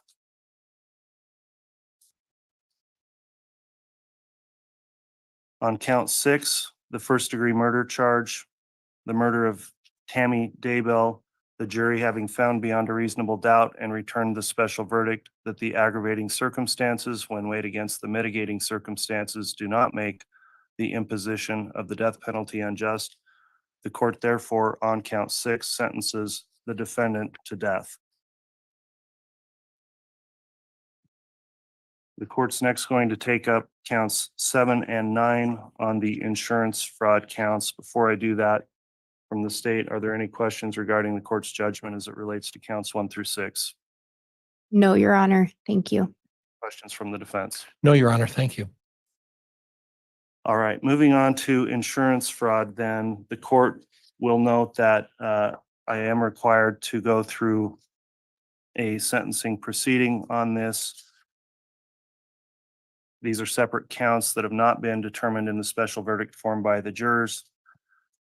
Some brief procedural history. Mr. Daybell was charged by amended indictment with counts 7 and 9 insurance fraud under Idaho Code 41293, which is a felony. Mr. Daybell pled not guilty to those counts on June 9th, 2021. Thereafter, this trial was held, and as part of the findings of the jury in their verdict, they did find the defendant guilty of both of those counts. The court has considered, in lieu of a pre-sentence investigation report, the information that I've heard throughout this trial. I also heard information regarding these charges in the previous trial held last year against co-defendant Lori Vallow. I've also heard information received during the special sentencing proceeding relating to those counts as well, and have considered that information in lieu of a pre-sentence investigation report. And I'll also note the defendant waived the pre-sentence investigation report and is permitted to do that, and the court can allow that under Criminal Rule 32A.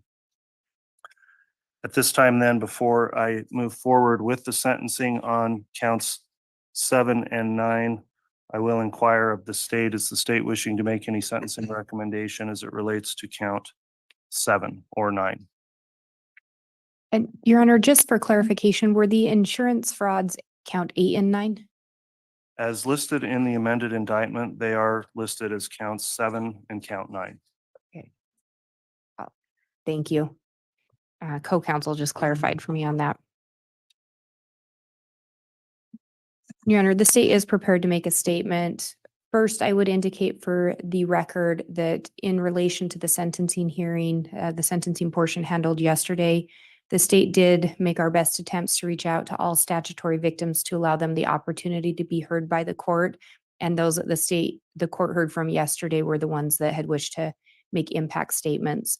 While not directly related to the insurance fraud, I did just want to make a clear record of that. In relation to the insurance fraud charges, in light of the sentence that has been imposed by this court and by the recommendation of the jury in relation to the other charges, the state would indicate we think that the victim statements covered everything the state could say. While the insurance charges again are attenuated to it, we've lost 3 individuals that the state can do nothing to bring them back. And so the best we can do is move forward in seeking justice on their behalves. In relation to the insurance counts themselves, given the sentences, we would recommend this court impose jail time and have that, or prison time, impose a sentence and run it concurrent with the imposition of the other sentence by this court. I believe they carry up to 15 years in prison. We'd recommend they run concurrent with each other and with the imposition of death in this case.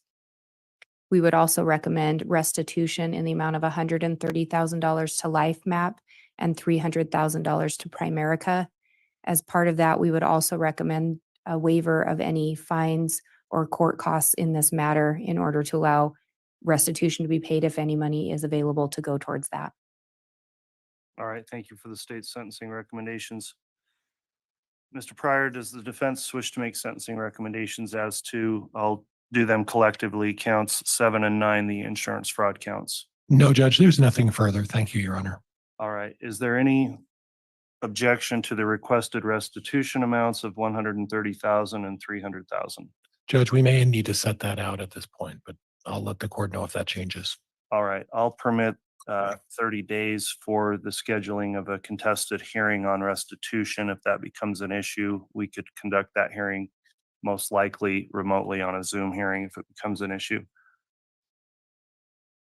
At this time, I will ask, because I need to on these counts, before I impose any sentence, Mr. Daybell, you do have the right of allocution, which permits you to make a statement on your own behalf in any mitigation of these offenses. Is there any statement you would like to make before I proceed with sentencing on those counts? No. Very well. The court then, having considered the information previously referenced, finds that pursuant to Idaho Code 41293, which under subsection 4 indicates a penalty of up to 15 years of prison. On each of those 2 counts, the court is going to impose a prison sentence of 15 years. So a 15-year sentence will be imposed on count 7. The court will take under advisement the issue of restitution requested by the state. The court will not impose any fines. The court also will impose a 15-year prison sentence on count 9. Also pursuant to the same statute, take under advisement the issue of restitution.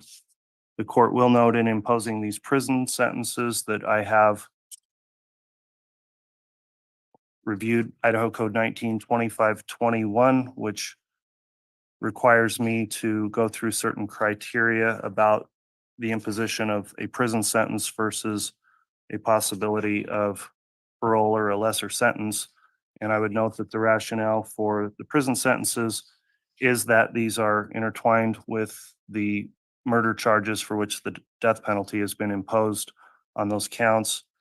And when the court looks at the sentencing factors under 1925-21, I would note in mitigation that Mr. Daybell has been incarcerated an extensively long time in local jail and has a previous law-abiding history, and I have considered that. I've also considered that he's always conducted himself respectfully, from what I've heard from all of the jailers that have ever interacted with him over the years that he's been incarcerated for these charges. However, the court finds under Idaho Code 2521 also that any lesser sentence would depreciate the seriousness of these offenses because this life insurance was obtained based on the murders of individuals and procuring life insurance payouts unlawfully. And because of that, it's the most serious of offense, that circumstance that could lead to that. In addition, imprisonment will provide an appropriate punishment and deterrent for the defendant and others, and will also be a deterrent for the community as well. So the court having then concluded with the sentencing on that, I will not order any fines because the defendant's previously been deemed indigent and has received the death penalty on these murder counts, and find it would be futile to have an order of fines in the case.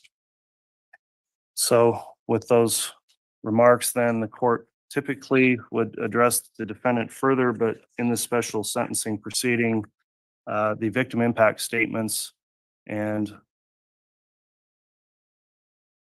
the evidence has already demonstrated on the record, I think, the seriousness of what's occurred. And I don't find any reason to further delve into the court's rationale other than what was listed in the statute. So unless there's anything further, that will conclude the sentencing, but I will address the post-conviction issues that need to be addressed at this time. Does the state have anything further then on the sentence and count 7 and count 9? No, Your Honor. Thank you. Anything further from the defense? No, Your Honor. Thank you. Okay. Mr. Daybell, in this case, given the sentence that was imposed in counts 1 through 6, there's a special appellate and post-conviction procedure for capital cases, and an automatic stay may be in effect. There's a statute that's Idaho Code 192719 that sets out certain deadlines. I am providing you and counsel with a courtesy copy of that statute, but I will note a few of the deadlines that are listed in there. Under subsection 1, when the punishment of death is imposed, the time for filing an appeal shall begin to run when the death warrant is filed. Number 2, the death warrant shall not be filed until 42 days after the judgment imposing the death sentence has been filed. Number 3, within 42 days of the filing of the judgment imposing the punishment of death, the defendant must file any legal or factual challenges to the sentence of conviction.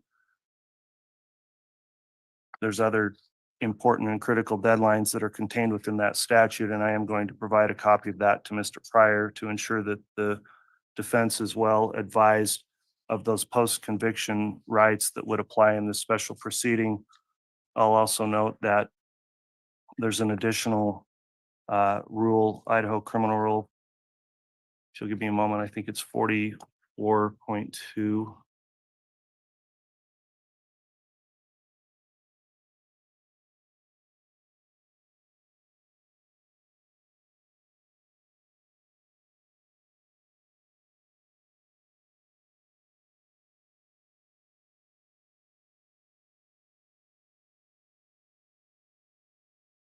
Criminal Rule 44.2, and that's the mandatory appointment of counsel for post-conviction review after imposition of the death penalty.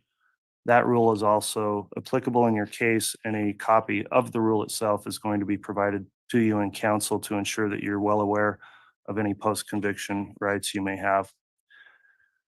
With that, then, the court is going to conclude the special sentencing proceeding. Is there anything further I need to take up from the state? No, Your Honor. Thank you. Anything further from the defense? No, Your Honor. Thank you. Okay, thank you everyone for your abiding by the court's courtroom conduct order. We'll be in recess. All right, please.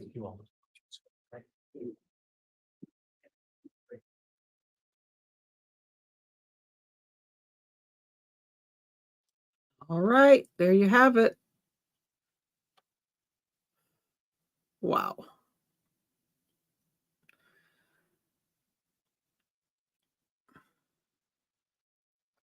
It's good to see Colby right there where you can see him.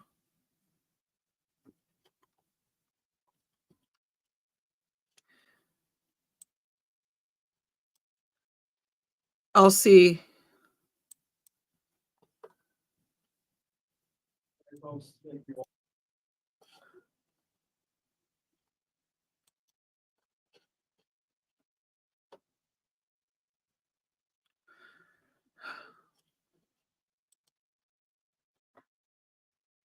All right. Let me see real quick if there's anything I can find for any press conferences.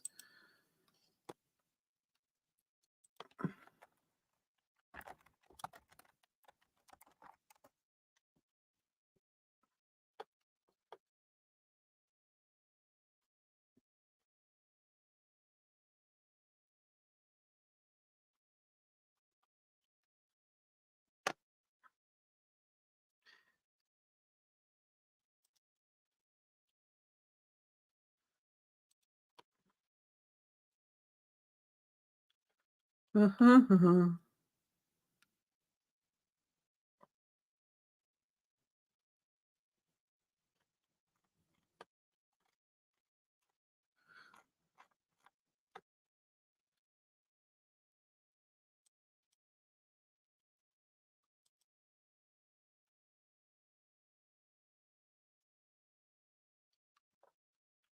I'm going to take us over to KTVB for a little to listen to their news for just a little bit.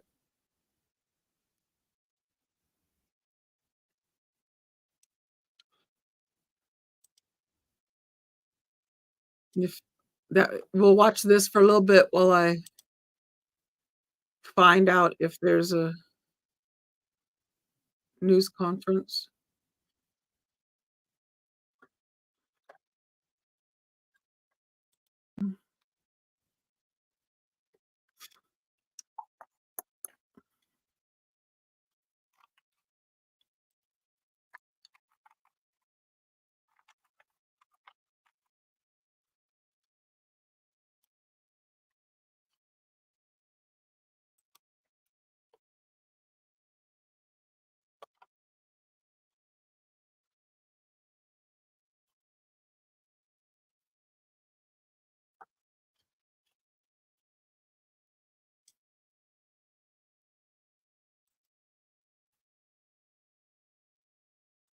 Because I think that serving on a jury is so unique for so many people. But I've always been surprised when I have picked a jury or a juror has sat, prospective juror said, I sat on a different case. And so then I ask them, well, tell me about that case. I'm like, I don't really remember the facts. I don't really remember what happened. It was so long ago. And I think, how could you forget? But, life does go on and you do watch this for a little bit and you see things in a different perspective. I'm And gonna I think use it's this that as whole a idea break too. If we're break given point. instructions, I'll be like right back. 42 instructions in this Oh, yeah. case, Oh, yeah. and so probably you also are forced to hyper focus, and it has to get overwhelming. And he spoke to that too, saying that at some point I feel like I had what I needed, Right. And so at some point I had to start filtering out some of the other information. Plus, we did see some new evidence in this case, which was interesting for them to see, and I think felt good for them. Again, more about like a validation or an understanding that they made the right decision. Because this really wasn't just a rerun of the Lori Vallow trial. We saw different evidence, different perspectives. It really does, though, if you take the Vallow trial, now the kind of this phase of the Daybell situation, it gives you this real sphere of comprehension of what happened there. Again, as Andrea touched on, we may never know exactly what happened there unless somebody were to speak up, or if Lori or Chad were to, for some reason, speak about it. But it's a terrible situation that we've watched, and a terrible situation doesn't even come close to describing this. One of my thoughts is that as a prosecutor, working with this family for an extended amount of time, what type of relationship do you think a family involved in this would have with the prosecution? I would imagine it would be difficult for a prosecutor to walk away and say, okay, I guess I'll never speak to that family again. And I think it is hard. And I think that there are certainly cases where prosecutors have maintained relationships with families, through the course of time, because of course, this case is not over. And so, they will stay in touch with them and keep them informed on what's going on. But, it's also difficult because, prosecutors have another case to move on to. And this isn't the only one that's on their docket, and they've got another one and another one and another one after that. And time just tends to, kind of make some of that newness and that bond fade a bit, which is good for everybody. If you had to live with the weight of everybody that you were working with, it would just, you'd just be overwhelming. And so I think it's good for everybody that they, that they will start to step away. And I think that bond will be there, but it's healthy for everybody to be able to, get back to their lives. Certainly, no doubt, it's in the moment it matters. It matters more than anything else. Of course it does. And then the next moment, what you're doing right then is going to matter more than anything else. And yet, Right, absolutely. those bonds And somewhere. the relationship that they had and that they formed and will always be immensely important to these victims as they know that they were treated with utmost respect and dignity and, to the best that the prosecutors could have possibly provided under what was under their control. Right. Yeah. We so appreciate your insight today. We thank you for sharing that. I know you spent many years behind that prosecution's table, right? The state's in that same courthouse here in Ada County. Reminding folks too, now the Chad Daybell sentence, having that sentence completed today by Judge Boyce, we won't see another hearing until we get into that appeals process and things like that. But for the most part, in terms of public watching and those of us who've been watching it, from the beginning, this one is over. Lori, however, is still facing more criminal charges. And so when we say there's finality, I'm reminded that those victims' families, Still have. JJ and Tylee specifically, and Charles Vallow's family, those are the charges in his death, right, that she still is up against in Arizona. Yeah, and something that, of course, we will continue to follow here on News Channel 7. In terms of programming notes for you, we are standing by for Abby Davis to come outside of the Ada County Courthouse to give us some insight. We are also expecting to hear from likely the family members impacted by this. We're also told there's a chance that the prosecution may have a statement to make as well. So we'll stick with you here on News Channel 7 as we continue to follow that. Obviously, it's not your case, you're not a part of it, but as a prosecutor, how would you even prepare to walk down the steps and kind of sum this up and give a reaction? I would imagine that's very difficult. Well, I think it could be more difficult. Quite frankly, it's much easier for me to talk here because I'm not part of that case. It's not my case. The prosecutors still have an ethical obligation about what they can and cannot say as far as, to the press, to the media. And so really, I expect it to not to be perfunctory, but I mean, they will certainly thank the jury. They will express, their relief that it's over, maybe talk about, the journey that's ahead, but they really aren't going to be able to get into what they really might want to say because they can't. They're professionals. They're professionals, and there's rules of ethics that guide that. And Abby Davis is live right now outside of the Ada County Courthouse. Let's get right to her. Abby, I know you're just getting set up right now, but now that I guess this part of the saga is over, what was the reactions inside of the trial, inside of the courtroom? Not much as that sentencing portion wrapped up. People really weren't reacting at all. The big question of the day was whether or not Chad would get death. As I was heading outside, I did see all of the family as well as several members of law enforcement head into a room. So hopefully some of them will come down and talk. We are expecting, like Joe said, the prosecutors to come out and make a statement, as well as possibly somebody from Tammy's family. I talked with Tammy's sister and her brother-in-law yesterday, and they said that they might be open to that, just depending on what happens today. Maybe law enforcement again, as well as Larry Woodcock. We know that he will probably talk to us as well. So standing by for that. People are starting to head out of the courtroom, or the courthouse rather, but really just members of the media, all of the other community members who have been watching this trial diligently and following it. So we'll see when people head down again. I saw all of them in a room. I'm not quite sure what's going on behind closed doors. So we'll see. There was a lot of nervous energy this morning. People, kind of on pins and needles, a lot of anticipation waiting for the jury's decision. That was not the case just a couple of minutes ago. It was much more calm. People weren't crying. The emotions were pretty regulated now that the big question has been answered. Back to you guys. Okay, Abby, we will get back to you coming up in a few minutes, and we'll keep our eye on our camera positions out there for any members of the family or anyone that has statements to make to the media. So Abby, stand by. At the same time, though, if you're just joining us, again, the big news of the day: Chad Daybell, a jury in his trial, has decided that after the guilty verdict earlier this week, this morning, they came to a conclusion that he does deserve the death penalty. That is something that'll play out likely over the next several decades. We do have the moment on tape where the judge basically explained the extended special, really the special verdict sheet that gets put into this. You can understand that during a death penalty trial, there's very specific legalese and very specific processes to go through. We stream that for you live, but let's get to the point here where Judge Stephen Boyce explained really what the ultimate decision is in this case. The court then orders as follows, and this will be contained in the court's judgment at the conclusion of the case. Okay, I'm gonna. Y'all can rewind and watch that. I am actually going to end my live. I gotta do stuff. I got to get everything that's stuff to do in my real life. So I am going to here. Let me put the in case you don't have it, where I have it here.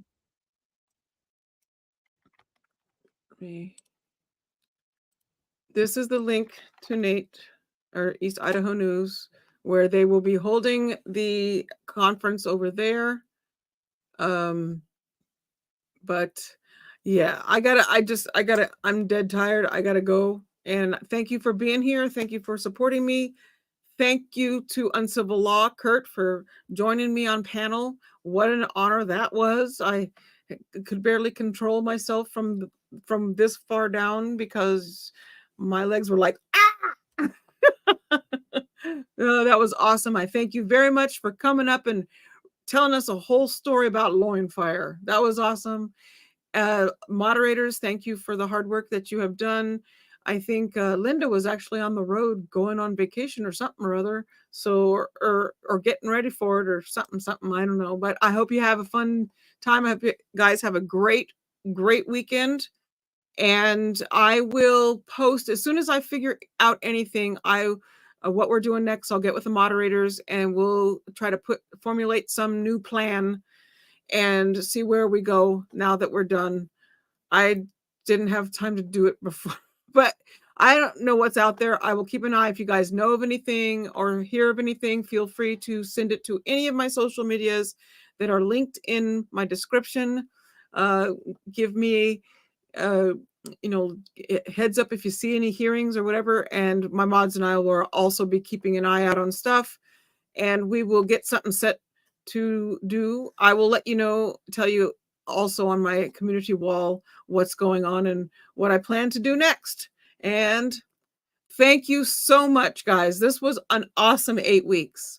I did not realize that it was going to be this good. I was kind of thinking, I'll be lucky if I get one person watching, but it's been great. And what a way to end a trial, to have Uncivil Law on my channel. Oh my goodness. But you guys, thank you. Oh, I see a new name. I will say hi real quick. Hey, I've watched every day on your channel. It was a great stream and I loved your commentary too. Thank you. Watch other trials with you. I will be working on formulating whatever the next plan is. We will definitely be doing Coburger, but that's not till next year, I think. If we get that one, we'll try to get that one. If I can, anything else that's popping up between now and then, any hearings, motions, I'll put it up on my community wall and all the stuff and let you know. Thanks again for being here, Purdy. Thank you for showing up. Awesome. I'm so glad you popped in to say hi and let me know you were out there. And thank you to all the replay watchers who are helping out my channel. Thank you for your comments. Keep those comments coming on all of the videos. It really does help me out. Thank you for your support. And I will see you at the next trial.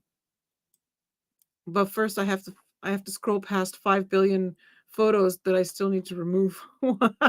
Thanks again, guys. Bye.